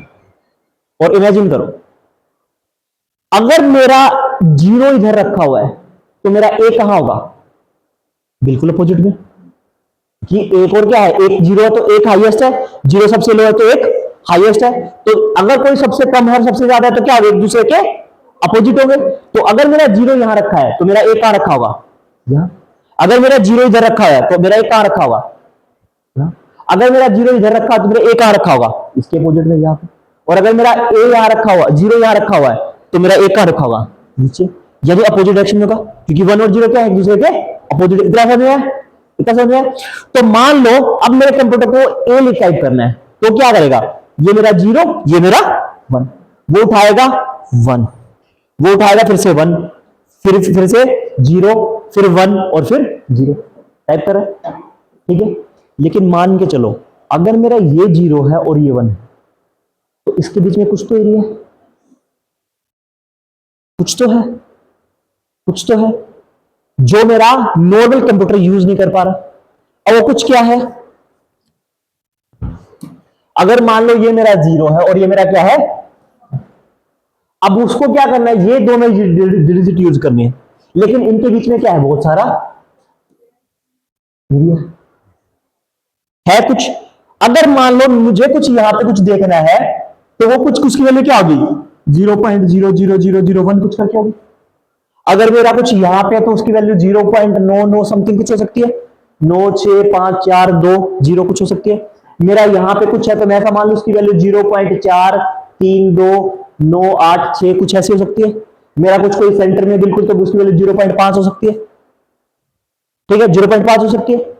अगर मैं कोई वैल्यू अपनी 0.5 मान के यहां चल रहा हूं, इसका मतलब क्या है, इसका मतलब क्या है, इसका मतलब ये जीरो से कितना ज्यादा है, 0.5, और इससे कितना ज्यादा है, इतना कम है। अगर मैं 0.5 को डिफाइन कर रहा हूं तो मेरा रोल कहीं ना कहीं जीरो का भी और कहीं ना कहीं 1 का भी है, क्योंकि मैं उसको मेजर नहीं कर सकता। तो साइंटिस्ट ने क्या किया, साइंटिस्ट ने यह देखा कि जब मैं कंप्यूटर चला रहा हूं तो मैं सिर्फ किसका यूज कर रहा हूं, 0 और 1 का, लेकिन बहुत सारा हिस्सा मेरा क्या है, बचा रहता है, जिसको मैं क्या कर सकता हूं, यूज कर सकता हूं। तो इन्होंने क्या नाम दिया, इन्होंने जो 0 1 का इनको नाम दिया, ये इनको नाम देते थे बिट्स का, और जो बाकी एरिया जो कोरोस्पोंडिंग किसके बीच में है, 0 और 1 के बीच में है, और जो दोनों पे अप्लाई होता है उस एरिया को इन्होंने क्या नाम दिया, उन्हीं डिजिट को इन्होंने क्या नाम दिया, क्यूबिट। क्या नाम दिया नो, क्यूबिट। क्या नाम दिया, क्यूबिट। क्योंकि मेरे किसमें क्या है, इसमें मेरा 0 का भी रोल है और इसमें मेरा 1 का भी रोल है। अब से पहले जब मैं क्लासिकल कंप्यूटर्स यूज कर रहा था, सुपर कंप्यूटर्स यूज कर रहा था, तो मेरा किसका रोल था, या तो मेरा 0 का रोल था या फिर मेरा 1 का रोल था। सबका रोल सेपरेट था, 2 क्यूबिट थी, हाईएस्ट और लो की, उनको मैं मिला के कर रहा था। लेकिन अब मेरे पास सोचो, मैं इस बीच वाले एरिया को यूज कर रहा हूं, जो मेरा क्या है, क्यूबिट, जिसमें किसका रोल है, दोनों का रोल, दोनों का क्या है, रोल है। और इन्हीं दोनों के रोल पे मैं क्या कर सकता हूं, अब मैं कितने नंबर बना सकता हूं, कितने नंबर मेरे पास यहां होंगे, कितने नंबर हो सकते हैं, इनफाइनाइट। मैं कितने बनाना चाहूं उतने बना सकता हूं। मैं क्या कर रहा था, मुझे अगर 2 लिखना था ना, पहले मैं दो, मुझे अगर 2 लिखना था तो मुझे क्या करना पड़ा, मुझे एम लिखना पड़ा था, ए लिखना पड़ा था, मुझे सबको उठाना पड़ रहा था। अब सोचो, मैं किसी चीज को उठा के रख रहा हूं, ए लिखा मैंने, 1 1 0 1 0 लिखा है मैंने ऐसा। जब मैं लिख रहा हूं देन व्हाट विल हैपन, इसको थोड़ा टाइम लग रहा है, लेकिन इन इनफाइनाइट क्यूबिट्स में से मैंने हर एक ऑपरेशन को, हर एक चीज को एक अलग क्या दे दिया है, डेस्टिनेशन दे दिया है। हर एक क्या है, डिजिट दे दिया, हर एक क्या दे दिया है, क्यूबिट दे दिया है। तो अब मुझे बताओ कि उसको एम लिखना होगा तो क्या करेगा, झट से एम उठा लेगा, ये उठा लेगा, कुछ भी उठा लेगा। तो कौन सा पावरफुल होगा, किसकी स्पीड तेज होगी, क्वांटम कंप्यूटर्स की। क्यों तेज होगी, अब एक और सुनो। लेकिन अगर ये क्या करेगा, अगर इसकी स्पीड तेज है और ये बार बार ऐसे ऐसे पिक कर रहा है, कभी इधर से कभी इधर से कभी ऐसे पिक कर रहा है, लेट सपोज करो कि ऐसे पिक करके चल रहा है, एम 3D के जैसे समझो, तो अगर ये ऐसे पिक कर रहा है तो क्या होगा, इसका टेम्परेचर ज्यादा होगा। और अगर इसको एक ही जीरो और एक के बीच में किसी चीज को ढूंढ के निकालना होगा, तो ये क्या करेगा, क्या करेगा, उन सब चीजों को मैनेज करने के लिए ज्यादा पावर लेगा, टाइम नहीं लगाएगा। टाइम क्यों लगाएगा, जब इसको पता है कि ये वो है। अगर इसने कोई चीज को डिफाइन कर रखा है, ऑलरेडी ऑलरेडी डिफाइन कर दिया कि भाई मेरा क्या है, मेरी ए की वैल्यू में ये मान रहा हूं कि भाई 0.00001 है, बी की वैल्यू मेरी क्या है, 0.0002 है। वीडियो चलाऊंगा तो वीएलसी प्लेयर की मेरी क्या है, मतलब ऐसा काम नहीं करेगा, मैं समझाने के लिए बोल रहा हूं कि मेरे उसके लिए मेरा कोड क्या है, 0.5678। इसको पता है ऑलरेडी हर एक चीज का, इसको कभी भी दोनों की जरूरत नहीं पड़ेगी, फास्ट होगा, लेकिन एनर्जी कंजम्पशन क्या होगा, ज्यादा होगा। और अगर ज्यादा ऑपरेशन करेगा तो क्या है, टेम्परेचर ज्यादा रिलीज करेगा। यानी वैसे वाले कंप्यूटर मेरे कैसे होंगे, उनमें बहुत ज्यादा हीट देंगे। अब जब मैं वैसे क्वांटम कंप्यूटर्स को जब मैं रखूंगा तो मैं कहां पे रखूंगा उनको, कम टेम्परेचर में। कम टेम्परेचर मेरा कहां होगा, फ्रिज में। एसी वाले रूम में तो मुझे ये भी रखने पड़ते हैं। मैं रखता हूं उनको क्रायोजेनिक टेम्परेचर पे। कहां रखूंगा उनको, क्रायोजेनिक टेम्परेचर पे। और क्रायोजेनिक टेम्परेचर बहुत ज्यादा होता है, फिर मेरा क्या होगा, कौन सी मेरी वो एप्लीकेशन क्या कहलाएगी जिससे मैं क्या है, ऐसे अप्लायंसेस बनाऊं जो मेरे क्रायोजेनिक टेम्परेचर पे काम करेंगे।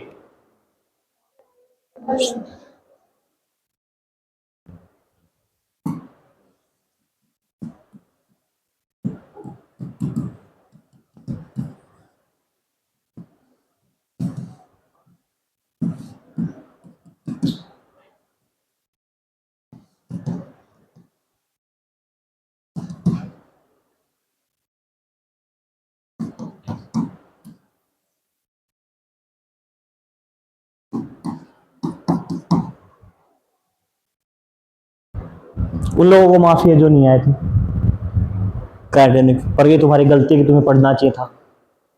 कौन सा ऑप्शन है? ऑप्शन ए के लिए हाथ उठाओ,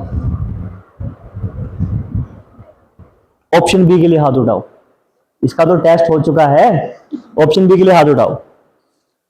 सी के लिए,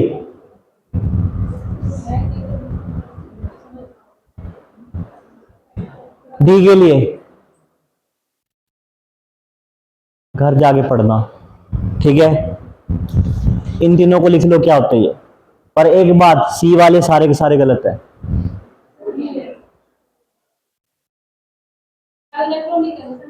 इलेक्ट्रॉनिक्स तो है वो लास्ट में, इसमें है ही नहीं वो वर्ड, इसमें वो वर्ड है नहीं, इसमें वो वर्ड है नहीं। पर जो लोग सी बोल रहे थे, सी बिल्कुल नहीं है। साइटोसिन हार्मोन्स का नाम है, ठीक है।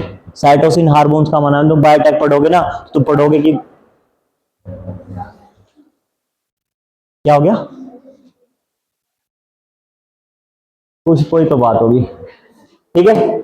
तो अब वापस आओ, वापस आओ घर पे दोबारा रिवीजन करना। मेरी बात सुनो, तो मुझे किस टेम्परेचर में पढ़ना पड़ेगा? क्रायोजेनिक टेम्परेचर पे। और मेरे डिवाइसेस कैसे होंगे? जो स्टेबल होंगे किसके लिए? क्रायो टेक्नोलॉजी के लिए। अब एक बात हो जाओ, क्वांटम कंप्यूटर महंगे होंगे या सस्ते होंगे? महंगे होंगे। देखो तुमने बता ही दिया। ये क्या क्या थे? मेंटेनेंस कैसे करना पड़ेगा? पहले जो हम बात कर रहे थे क्या थे? ड्रॉबैक्स। कैसे होंगे? महंगे होंगे। और क्या होंगे? कहां स्टोर रखने पड़ेंगे? रूम टेम्परेचर पे नहीं रख सकते। किस टेम्परेचर रखोगे? क्रायोजेनिक टेम्परेचर पे, ठीक है। और क्या है? और क्या? हीट बहुत ज्यादा रिलीज करेंगे, एरर बहुत कम होगा। एरर तो होगा ही नहीं, एरर तो होगा ही नहीं। हाई पावर कंजम्पशन होगी, हीट ज्यादा रिलीज करेंगे। हाई टेम्परेचर मत लिखो उसको, हीट एमिट करो, हीट ज्यादा एमिट करेंगे। उसी एमिट हीट को रोकने के लिए क्या हमें क्रायोजेनिक उस पर रखना पड़ेगा। अच्छा एक चीज और,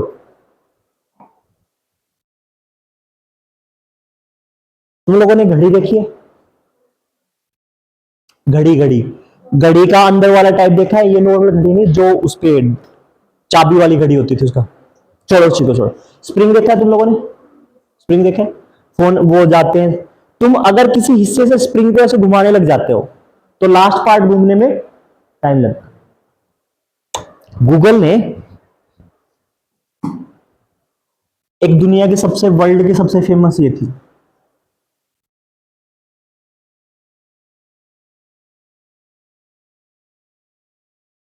कोई स्प्रिंग है, ठीक है। और फिर इन्होंने क्या किया? इससे हाफ छोटा स्प्रिंग लिया,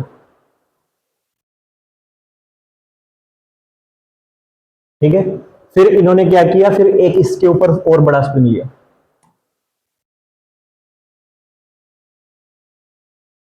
और इन्होंने इसको घुमाना स्टार्ट किया। जब ये स्प्रिंग अरे स्प्रिंग नहीं थे, इनको समझो घूर्णी के जैसे, जो घूर्णी घिरने नहीं होती कि क्या बोलेंगे उसको? कोयल, हाँ कोयल भी बोलो। नहीं, तुमने चेन में देखा ना, गाड़ी में होती है वो। अरे यार, इस टाइप के जो होते हैं गोल गोल राउंड शेप में, और फिर क्या है, इनके साथ में कोई और छोटा होता है।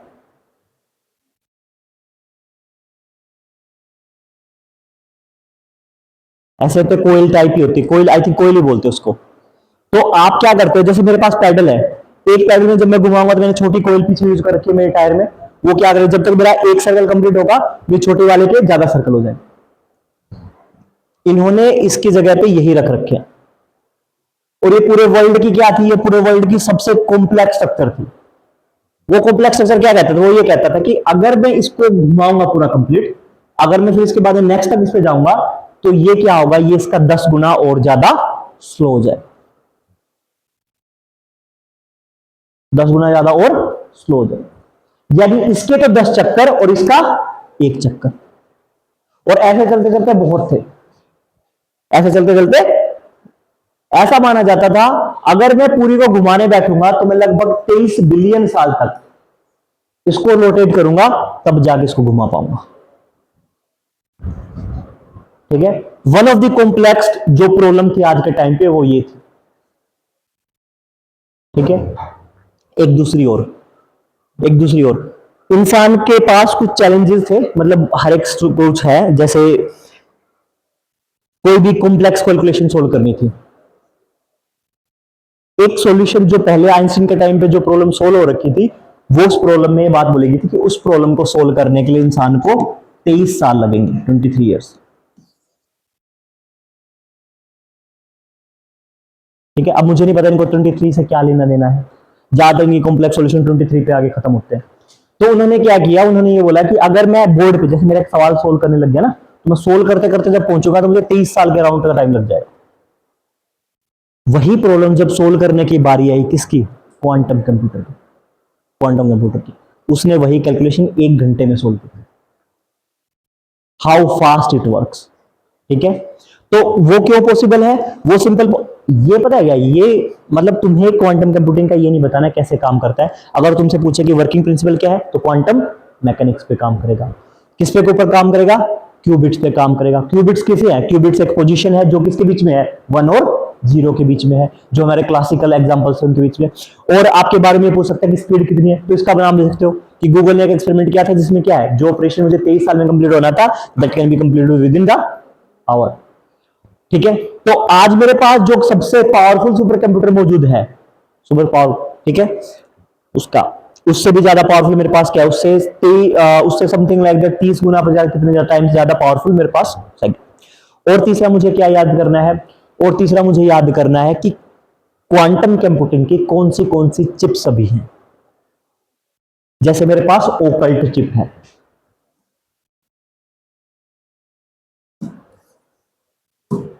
WCULT occult, I think Microsoft ने बनवाई है। ठीक है। कि भाई ये किसने बनाई है, किसे, अब पूरा पूरा मदरबोर्ड किसी भी चिप पे तब माइक्रो प्रोसेसर पे काम करेगा, तो क्वांटम की आपको ये सारी जितनी जितनी क्वांटम प्रोसेसर में कितनी कितनी चिप है ये याद रखनी, इससे ज्यादा कुछ नहीं है।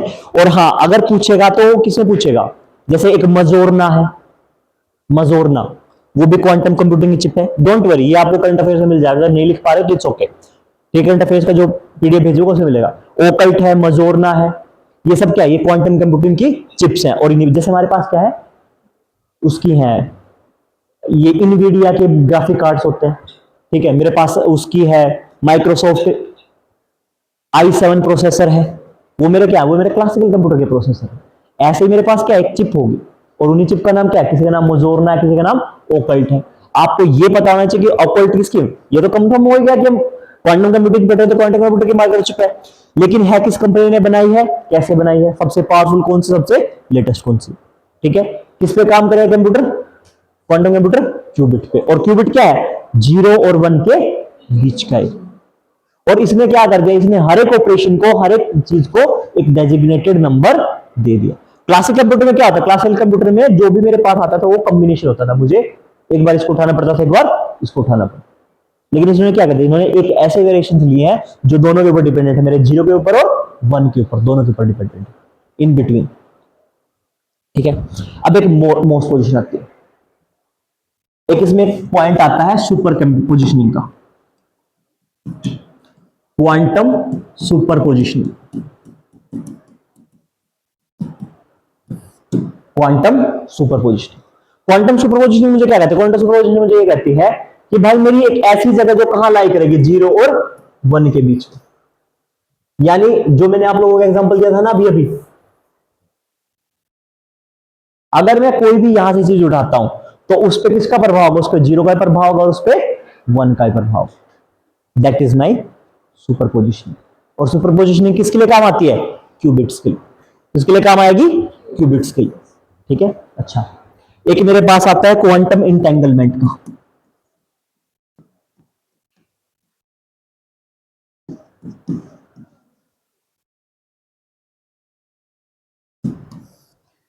मेरे पास एक चीज आती है क्वांटम इंटेंगलमेंट। क्वांटम इंटेंगलमेंट क्या कहता है, देखो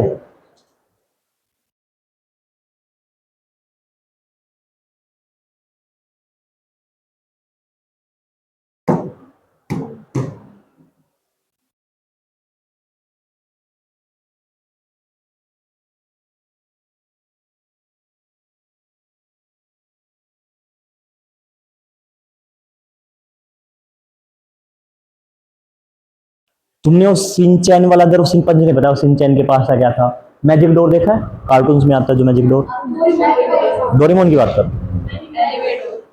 एंड क्या जो भी डोर है उसमें क्या करते हैं, आप एक पोजीशन पे होते हैं and then you will go to the different position. ठीक है, आपने एक मूवी देखी होगी Doctor Strange first part, Doctor Strange का फर्स्ट पार्ट, उसमें वो क्या करता है, एप्पल का एग्जांपल लेता है कि with respect to time apple कैसे कैसे खत्म हो रहा है और एक दिन एप्पल क्या होगा, गायब हो जाएगा, लेकिन उसी दूसरे सेकंड में क्या एप्पल को कहीं और क्रिएट कर सकता हूं। अब मेरे पास बात क्या है, मेरे पास बात ये है कि क्वांटम इंटेंगलमेंट मुझे ये कहता है कि मेरे पास दो पोजीशंस है, किसी वस्तु के मेरे पास क्या है, दो पोजीशन। ठीक है, और अगर मेरे पास दो वस्तु की दो पोजीशन है और मैं किसी को 0 मान लूं या फिर किसी को 1 मान लूं, और मैं अगर इसी बिहाफ इन चीजों को देखता हूं तो मेरे पास ये कहीं ना कहीं 0 और 1 मेरे पास क्या है, जुड़े हुए। तो अगर मैं क्या करूं, अगर मेरे पास क्वांटम इंटेंगलमेंट पॉसिबल हो जाएगा, तो अगर मैं इस पोजीशन पे हूं तो अगले सेकंड में क्या चला जाऊंगा, इस पोजीशन पे चला।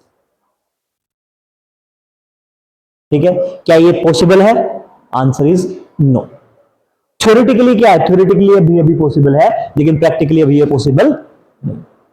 जिस दिन ये प्रैक्टिकली पॉसिबल हो जाएगा उस दिन हमारे लिए टाइम ट्रेवल करना क्या हो जाएगा, पॉसिबल। क्वांटम इंटेंगलमेंट क्या कहता है कि मेरे पास दो पोजीशंस है और दो पोजीशन एक दूसरे में क्या है, क्वांटम स्ट्रक्चर में एक दूसरे से लिपटी हुई, यानी एक वैल्यू किसके 0 की वैल्यू पर करेगी, दूसरी 1 के रूप में एक्ट करेगी। और कहीं ना कहीं जब मैं क्या है, इस पोजीशन से दूसरी पोजीशन में जाऊंगा, देन क्या होगा, मैं विद इन सेकंड में इस पॉइंट से दूसरे पॉइंट पे चला जाऊंगा। That is the base of quantum entanglement, और यही बेस आगे चल के किसके लिए बेस बनेगा, टाइम ट्रेवल के लिए, कि मुझे क्या करना है, मुझे एक पोजीशन को छोड़ के दूसरे पोजीशन पे चला जाना। आपने वो देखी होगी एवेंजर्स की मूवी, देखी होगी अगर आपने देखी होगी। ठीक है, तो एवेंजर्स की मूवी में जब रॉकेट वो क्या लेके चले जाता है, स्पेसशिप लेके जाता है, तो 1 मिनट में क्या करता है, वो क्वांटम जंप करता है कि एक गैलेक्सी में थे आप दूसरी गैलेक्सी में चले जाओगे।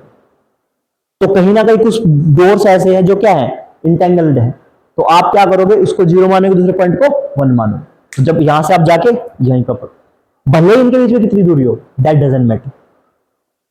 हो सकता है कि इनके बीच में गैलेक्सीज के बीच में दूरी हो, पूरी की पूरी 4 गैलेक्सीज की दूरी हो, लेकिन क्या दिस कैन,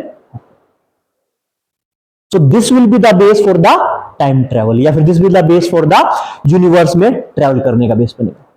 कि आप क्या करोगे, आप दो पोजीशंस को इतना इंटेंगल्ड कर लोगे, इतना उलझा दोगे कि दो पोजीशन इतनी उलझी हुई है कि एक पोजीशन मेरी 0 की तरह एक्ट करेगी, दूसरी पोजीशन मेरी 1 की तरह एक्ट करेगी। देन तो मेरा क्या होगा, मैं अपनी पोजीशन शिफ्ट कर पाऊंगा इस पोजीशन से इस पोजीशन से इस, विदाउट नोइंग द एक्चुअल जो फॉर्मूला मेरे पास है डी बाई टी का। देखो S is equal to D by T वाला फॉर्मूला है ना, कि कितनी स्पीड से जाऊंगा, तो कुछ तो डिस्टेंस होगी, कुछ टाइम लगेगा, उसके हिसाब से मेरी स्पीड होगी। तो मैं क्या लाइट से भी ज्यादा स्पीड ट्रेवल करूंगा, वो मेरा फॉर्मूला खत्म हो जाएगा उस, क्योंकि वो क्या है, मेरा क्लासिकल चीजों पे काम कर रहा है। मैं विद इन सेकंड में क्या है, ट्रांसपोर्ट टेलीपोर्ट हो जाऊं। This is also given the example idea of teleportation.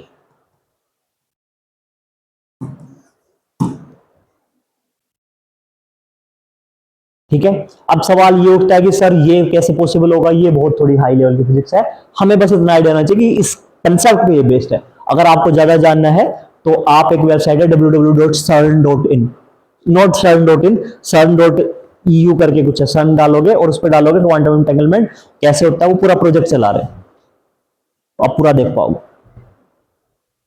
ठीक है, वहां देख लेना। पर वो यूपीएससी के लेवल पे सिर्फ तुम्हें इतना क्वांटम इंटेंगलमेंट, सुपरपोजिशनिंग, ये सब है तुम्हारे लिए काम का। ठीक है, अब देखो क्वांटम,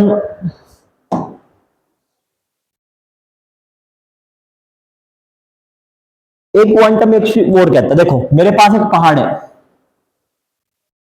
मेरे पास एक पहाड़, और किसी वस्तु को क्या करना है, किसी वस्तु को ट्रेवल करना है, तो वो क्या करेगी, वो मे भी ऐसे जाएगी पहाड़ के ऊपर से, क्योंकि मैं किसी ठोस चीज को से क्या नहीं कर सकता, क्रॉस नहीं हो सकता। लेकिन तुमने वो नागराज की कॉमिक्स पढ़ी होंगी, ठीक है, या फिर तुमने बहुत भूतू लोगों को देखा होगा, वो लोग क्या करते हैं, उनको दीवार क्रॉस कर जाते हैं। ठीक है, तो उन्होंने क्या कहा, उन्होंने भी ये कहा है कि अगर मैं क्वांटम बैरियर से, there is a concept that is known as quantum barrier, वो मेरा ये कहता है कि मुझे पूरा ट्रेवल करने की जरूरत नहीं है, मैं हार्ड सरफेस से भी क्या करूंगा, पास होके चला जाए। ये मेरा कंसेप्ट क्या था, क्वांटम बैरियर। क्या ऐसे विजिबल हो पाया? नहीं, this is again theoretical, this is again theoretical, practical में हम नहीं कर पाए। ठीक है, लेकिन एक चीज है, तुमने बायो इंक सुना है? Bio organ, 3D printing, 3D printing सुनी तुम लोगों ने?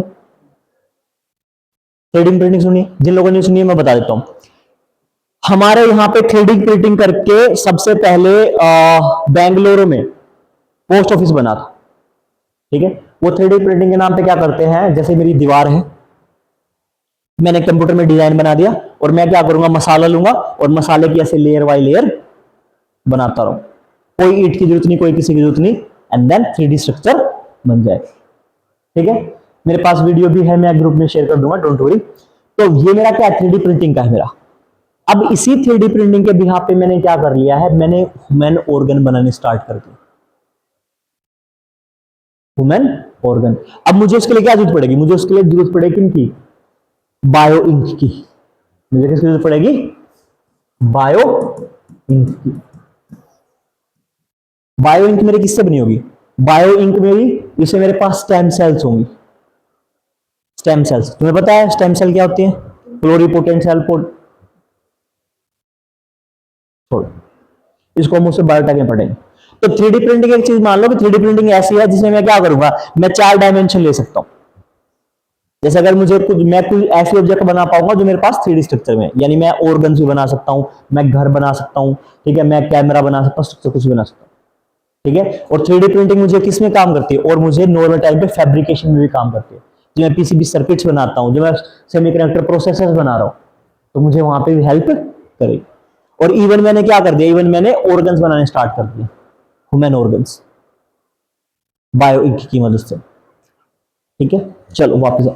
तो मेरे पास क्या है, मेरे पास क्वांटम कंप्यूटिंग का कंसेप्ट क्या है, क्वांटम कंप्यूटिंग का कंसेप्ट मुझे ये कहता है कि क्लासिकल कंप्यूटर में मेरे पास क्या है, बिट्स हैं, जो मेरे किसी फॉर्म में, 0 और 1 की फॉर्म में। लेकिन जब मैं किसकी बात करता हूं, बाकी और बिट्स की बात करता हूं, तो मेरे 0 और 1 के बीच में कुछ ना कुछ एरिया ऐसा रहेगा जहां पे कुछ चीज एग्जिस्ट करेंगी, और वो एग्जिस्टेंस किसके हिसाब से भी होगा, 0 और 1 दोनों के रिस्पेक्ट में होगा।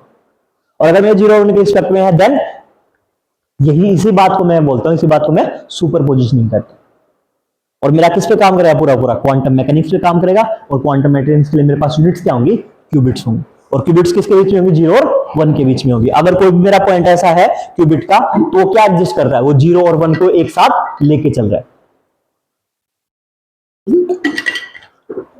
क्वांटम इंटेंगलमेंट मुझे क्या आता है, क्वांटम इंटेंगलमेंट मुझे एक जगह से दूसरी जगह पे जाने की एक अपॉर्चुनिटी देता है कि मैं क्या करूंगा, मैं किसी एक लोकेशन को 0 मानूंगा और किसी दूसरी पोजीशन को 1 मान। तो मैं क्या है, मैं क्वांटम मैकेनिक्स की उस पे, क्वांटम उसके कंप्यूटर की मदद से मैं एक पोजीशन से दूसरी पोजीशन पे जा सकता हूं, क्योंकि मुझे इन दोनों के बीच का डिफरेंस नहीं पता रहे। क्योंकि मैं जब यहां पे एग्जिस्ट कर रहा हूं, तो कहीं ना कहीं मेरे पास 1 भी है और कहीं ना कहीं मेरे पास 0 भी है। तो मैं इन दोनों के बीच का डिफरेंस बेयर मिनिमम मानो, तो मैं एक जगह से दूसरी जगह पे टेलीपोर्ट कर पाऊंगा। मेरे लिए टाइम ट्रैवल करना जरूरी हो जाएगा, वो सब चीजें। अच्छा, एक चीज टाइम ट्रैवल का एक कंसेप्ट आता है, तो आप अगर बताओ कि टाइम ट्रैवल करना क्या पॉसिबल है?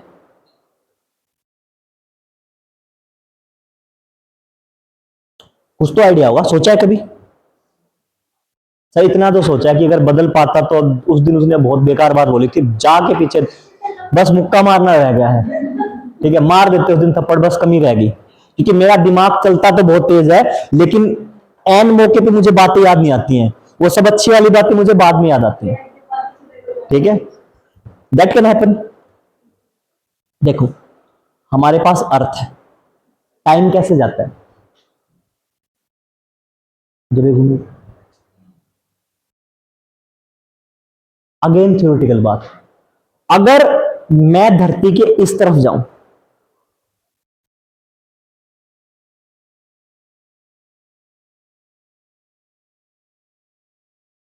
मान लो, कैसे समझाऊं मैं आप लोगों को, मुझे कोई अच्छा एग्जांपल ही समझ में आ रहा है। मान के सोचो कि तुम्हारे, मतलब तुम्हारे बॉडी से वाटर निकल रहा है, वाटर निकाल रहा है यूरिन के थ्रू, स्वेट के थ्रू। एक गिलास पानी तुम पी रहे हो, लेकिन तुम उसी टाइम पे, जितने टाइम पे तुमने एक गिलास कंज्यूम किया, उसी टाइम पे तुम्हारी बॉडी से 2 गिलास वाटर बाहर निकल गए। क्या पोजीशन आएगी, कहीं ना कहीं तुम लॉस में जाओगे। और अगर मान लो कि तुमने 1 गिलास पानी पिया है, ठीक है, लेकिन अगर तुम्हारी बॉडी में ऑलरेडी हाफ गिलास पहले से था, ठीक है, तुम्हारी बॉडी ने हाफ गिलास निकाला तब तक, तो हाफ गिलास तुम्हारी बॉडी में स्टोर हो गया, तुम्हें कुछ ना कुछ गेन हुआ है। तो अगर मैं नॉर्मल क्लासिकल थ्योरी के अकॉर्डिंग कुछ बात करता हूं, तो अगर मेरी धरती ऐसे घूम रही है, तो अगर मैं धरती के रिस्पेक्ट में जा रहा हूं तो मुझे क्या हो रहा है, टाइम गेन हो रहा है। और अगर मैं धरती के अपोजिट में जाऊंगा तो मेरे क्या टाइम क्या है, कुछ ना कुछ टाइम लॉस हो रहा है। अगर ऐसा माना जाता है कि मैं क्या करूं, अब मुझे धरती के इस तरफ अपोजिट डायरेक्शन, जिस तरफ धरती घूम रही है उसके अपोजिट डायरेक्शन में अगर मैं चक्कर काटूं, और जितनी धरती एक पोजीशन बदल रही है उसी टाइम पे मैं क्या पूरे चक्कर काट के वापस आ जाऊं, तो ऐसा पोजीशन है कि जितने, अगर मैं 1 सेकंड में पूरा चक्कर काट के वापस इसी पोजीशन पे आ जाऊंगा तो मैं धरती से 1 सेकंड गेन कर लूंगा, यानी मैं अपने टाइम में 1 सेकंड पीछे चला जाऊंगा। यानी अगर मेरी धरती 1 सेकंड में ऐसे घूम रही है, इस पोजीशन इस पोजीशन में आ रही है, और मैंने क्या किया, मैं दोबारा से घूम के पूरा चक्कर काट के वापस इधर आ गया, तो I will gain that extra second जो मुझे क्या हुआ है, पहले से लॉस हुआ। और अगर मान लो उसी टाइम पे मैंने घूम के इससे अपोजिट में, इससे भी कम टाइम में मैं वापस आ गया, और जितना फास्ट मैंने चक्कर किया उतना ही टाइम मुझे गेन हो जाए। और ये मैथमेटिकली प्रूव हो गया है कि इसी कंटेक्स्ट पे आप टाइम ट्रेवल कर सकते हो। फिर किया क्यों नहीं? सर जिस दिन पढ़ाया था उस दिन मैं आया नहीं था, ये वाली बात, इसलिए। या फिर क्या हो गया, या फिर ये हुआ है कि नहीं आज मन नहीं था, छोड़ो रहने दो, ये फिर कभी देखते हैं। ऐसे क्यों नहीं हो पा रहा? पहली बात, हमारे पास ऐसा कुछ है नहीं, ऑब्जेक्ट है नहीं जिससे हम इतनी स्पीड से ट्रेवल कर पाए।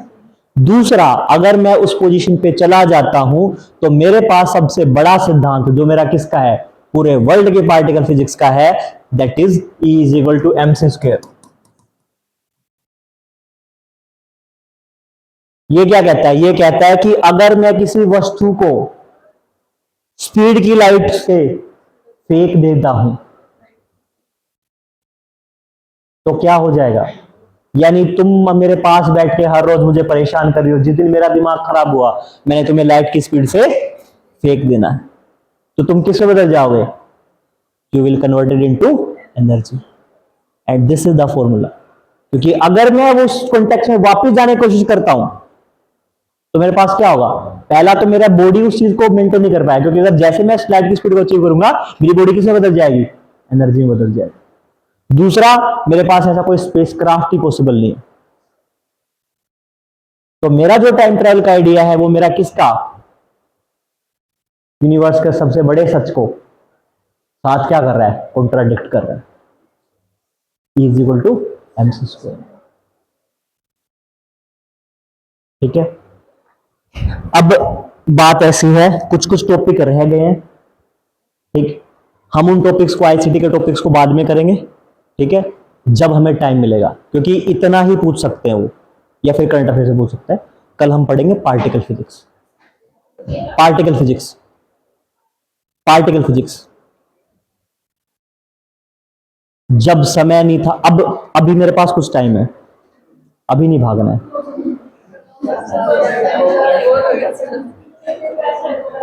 क्या है,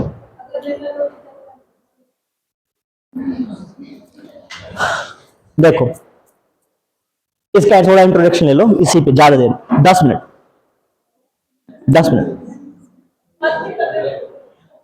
कोई नहीं, ब्रेक ले लो, ये कर लो। और बताओ क्या हाल चाल, ब्रेक ले लो 5 मिनट का।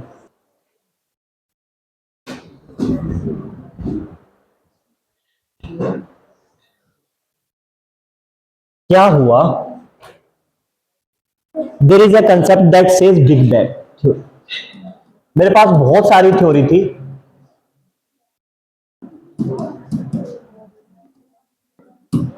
ऐसा ये कहते हैं जब संसार में कुछ भी नहीं था, मतलब दुनिया में यूनिवर्स नहीं था, कुछ भी नहीं था, तो ये कहते हैं कि क्या हो रहा था, कि सब चीजें ग्रेविटी की वजह से कंट्रैक्ट हो रही थी, और जब कंट्रैक्शन इतना बढ़ गया, सब चीजें कंप्रेस हो गई, तो सब चीजें क्या हुआ, एक ब्लास्ट हुआ, और ब्लास्ट होने के बाद में सारी चीजें लाइट की गति से क्या हुई, दूर चली। और इसी बेस को क्या कहा गया, इसी बेस को बिग बैंग थ्योरी का नाम दिया गया। ठीक है, और ये कहा कि जब ये ब्लास्ट हुआ तो जो भी मेरे पास क्या निकला, लाइट निकली इस ब्लास्ट से, और लाइट क्या हुआ, अलग अलग दिशाओं में फैल गई। अब ये ब्लास्ट हुआ तो मेरे पास कुछ क्या था, कुछ ना कुछ एनर्जी थी, और यही एनर्जी मेरी किसकी फॉर्म में गई, लाइट की फॉर्म में गई। और इसी में क्या किया, अगर मैं E upon E equal to M C square की बात करता हूं तो मेरे पास M equal to E upon C square भी तो हो सकता है। तो उन्होंने ये कहा कि जब ये ब्लास्ट हुआ और उस ब्लास्ट होने के बाद में व्हाट विल हैपन, मेरे पास अत्यधिक मात्रा में क्या निकली, ऊर्जा निकली, और टाइम के साथ यही ऊर्जा किसमें बदली, पार्टिकल्स में। किसमें बदली, पार्टिकल्स, कणों, मतलब छोटे पार्टिकल्स में बदली। और उन्हीं पार्टिकल से बाद में क्या बने, उन्हीं पार्टिकल से फिर बाद में एटम बने, उन्हीं बाद से बाद में हाइड्रोजन बना, पहले लाइट वेटर्स बने, फिर पहले इलेक्ट्रॉन्स बने, लैप्टॉन्स बने, क्वार्क्स बने। ठीक है, छोटे पार्टिकल्स, फंडामेंटल पार्टिकल्स। और फिर मेरे पास इलेक्ट्रॉन बने, फिर मेरे पास एटम्स बने, एंड देन स्ट्रक्चर आगे बढ़ता। और फिर मेरे पास सबसे पहले हाइड्रोजन आया, फिर हीलियम आया, फिर हैवी मेटल बनते रहे, एंड देन चीजें बढ़ती। अब सवाल मेरे पास ये उठता है, जो मैं सवाल कह रहा था, तुम लोगों ने हिंदू सभ्यता में एक चीज सुनी हो कि जब कुछ नहीं था तब भी वो थे, और जब सब कुछ था तब भी वो है, और जब कुछ भी नहीं रहेगा तब भी वो रहेंगे। सुनो बात ध्यान से, समझ गए तुम किसकी बात कर रहा हूं। ठीक है, लॉर्ड शिवा के बारे में से बात की जाती है, और ये बात मैं इसलिए बोल रहा हूं क्योंकि पार्टिकल फिजिक्स में जिस सबसे बड़ी लेबोरेटरी की जिसकी बात करेंगे वहां पे उन्होंने नटराज की मूर्ति लगाई हुई है। और मैं इंडिया की बात नहीं कर रहा हूं, मैं फ्रांस और स्विट्जरलैंड की बात कर रहा हूं, उन्होंने वो तांडव करती हुई लगा रखी है। तो अगर उस कंटेक्स्ट में ये चीज है कि अगर कुछ नहीं था तब भी वो थे, जब सब कुछ है तब भी वो है, और जब कुछ नहीं है तब भी वो है, तब भी वो रहेंगे, तो मान के चलो एक बात कि अगर कुछ नहीं था तब वो कैसे थे। एक और चीज, मेरे पास दीवार है पर मुझे दिखाई नहीं दे रहा। मान लो दीवार के पीछे कोई बच्चा खड़ा हो सकता है, बेंच खड़ी हो, तो कुछ तो होगा, और ऐसा भी हो सकता है कि दीवार के पीछे कुछ ना हो। दीवार के उस तरफ भी कुछ हो सकता है, और दीवार की इस तरफ तो हम है ही, हम देख पा रहे इस तरफ तो हम देख रहे हैं। मान लो जब कुछ नहीं था तो हमें कुछ नहीं दिखा देगा, तो दीवार के पीछे कुछ नहीं है, तब भी वो है, तो मे भी कुछ था, मे भी कुछ था, या फिर दीवार के पीछे कुछ है या नहीं। तो सवाल ये उठता है कि जब कुछ भी नहीं था और जब ये कहते हैं तब भी वो थे, तो अगर वो जब कुछ भी नहीं था तब थे, तो फिर तब क्या था। सवाल समझ में आया, सवाल समझ में आया। घर जाना है सोचना है, घर जाना है सोचना, कि अगर ये कहते हैं कि जब कुछ भी नहीं था तब वो थे, जब कुछ है तब भी वो है, और जब कुछ नहीं रहेगा तब भी वो रहेंगे, तो इस हिसाब से जब कुछ भी नहीं था तो मैं कुछ देख ही नहीं पा रहा हूं, जब कुछ भी नहीं था तो मैं कुछ देख ही नहीं पा रहा हूं। Okay okay fine, I will agree with it. लेकिन अगर मैं कुछ नहीं देख पा रहा हूं, फॉर एग्जांपल दीवार है, तो ऐसा भी तो हो सकता है कि दीवार के पीछे कुछ हो, तो यानी जब कुछ भी नहीं था तब वो थे। मान लो जब कुछ भी नहीं था, अगर तब कुछ था तो वो क्या था, और जब नहीं था तो वो कैसे थे। यही सवाल है। हाँ, ये बात भी है, ये बात भी है कि ये कैसे कर सकते हैं कि वो भी थे या वही थे।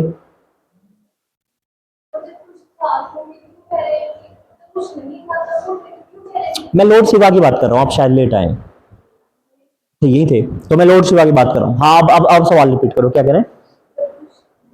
हाँ हाँ हाँ, ये पॉइंट, देयर इज समथिंग। अगर कुछ नहीं था तो वो थे ना, तो फिर आप ये क्यों कह रहे हो कि कुछ नहीं था। आपने क्या पूछा था कि ये क्यों मान रहे, भूल गए ना। ये मैं बताता हूं। हाँ, मैं ये कह रहा हूं, आपने ये पूछा था कि सर हम ये मान ही क्यों रहे हैं कि जब कुछ नहीं था तो वो कैसे थे, वो कैसे थे, आपने ये पूछा, कैसे पता चला। हाँ, वही थे। तो there is something that is known as, कि अगर कुछ नहीं है तो मुझे कुछ तो मानना पड़ेगा, and this phenomena is known as existential crisis. This phenomena is known as existential crisis. कि ये आपके होने या ना होने की बात पे आपको डाउट करा देता है। ठीक है, और एग्जिस्टेंशियल क्राइसिस लाइफ में बहुत जरूरी है कि जब मेरे ऊपर बात बन के आती है तभी मैं अपने आप को पुश करता हूं चीजें करने के लिए। जब तुम्हें लगेगा ना कि हाँ अब घर वाले निकाल देंगे मुझे घर से, तभी पढ़ना स्टार्ट होता है। ठीक है, कल पढ़ते हैं पार्टिकल फिजिक्स।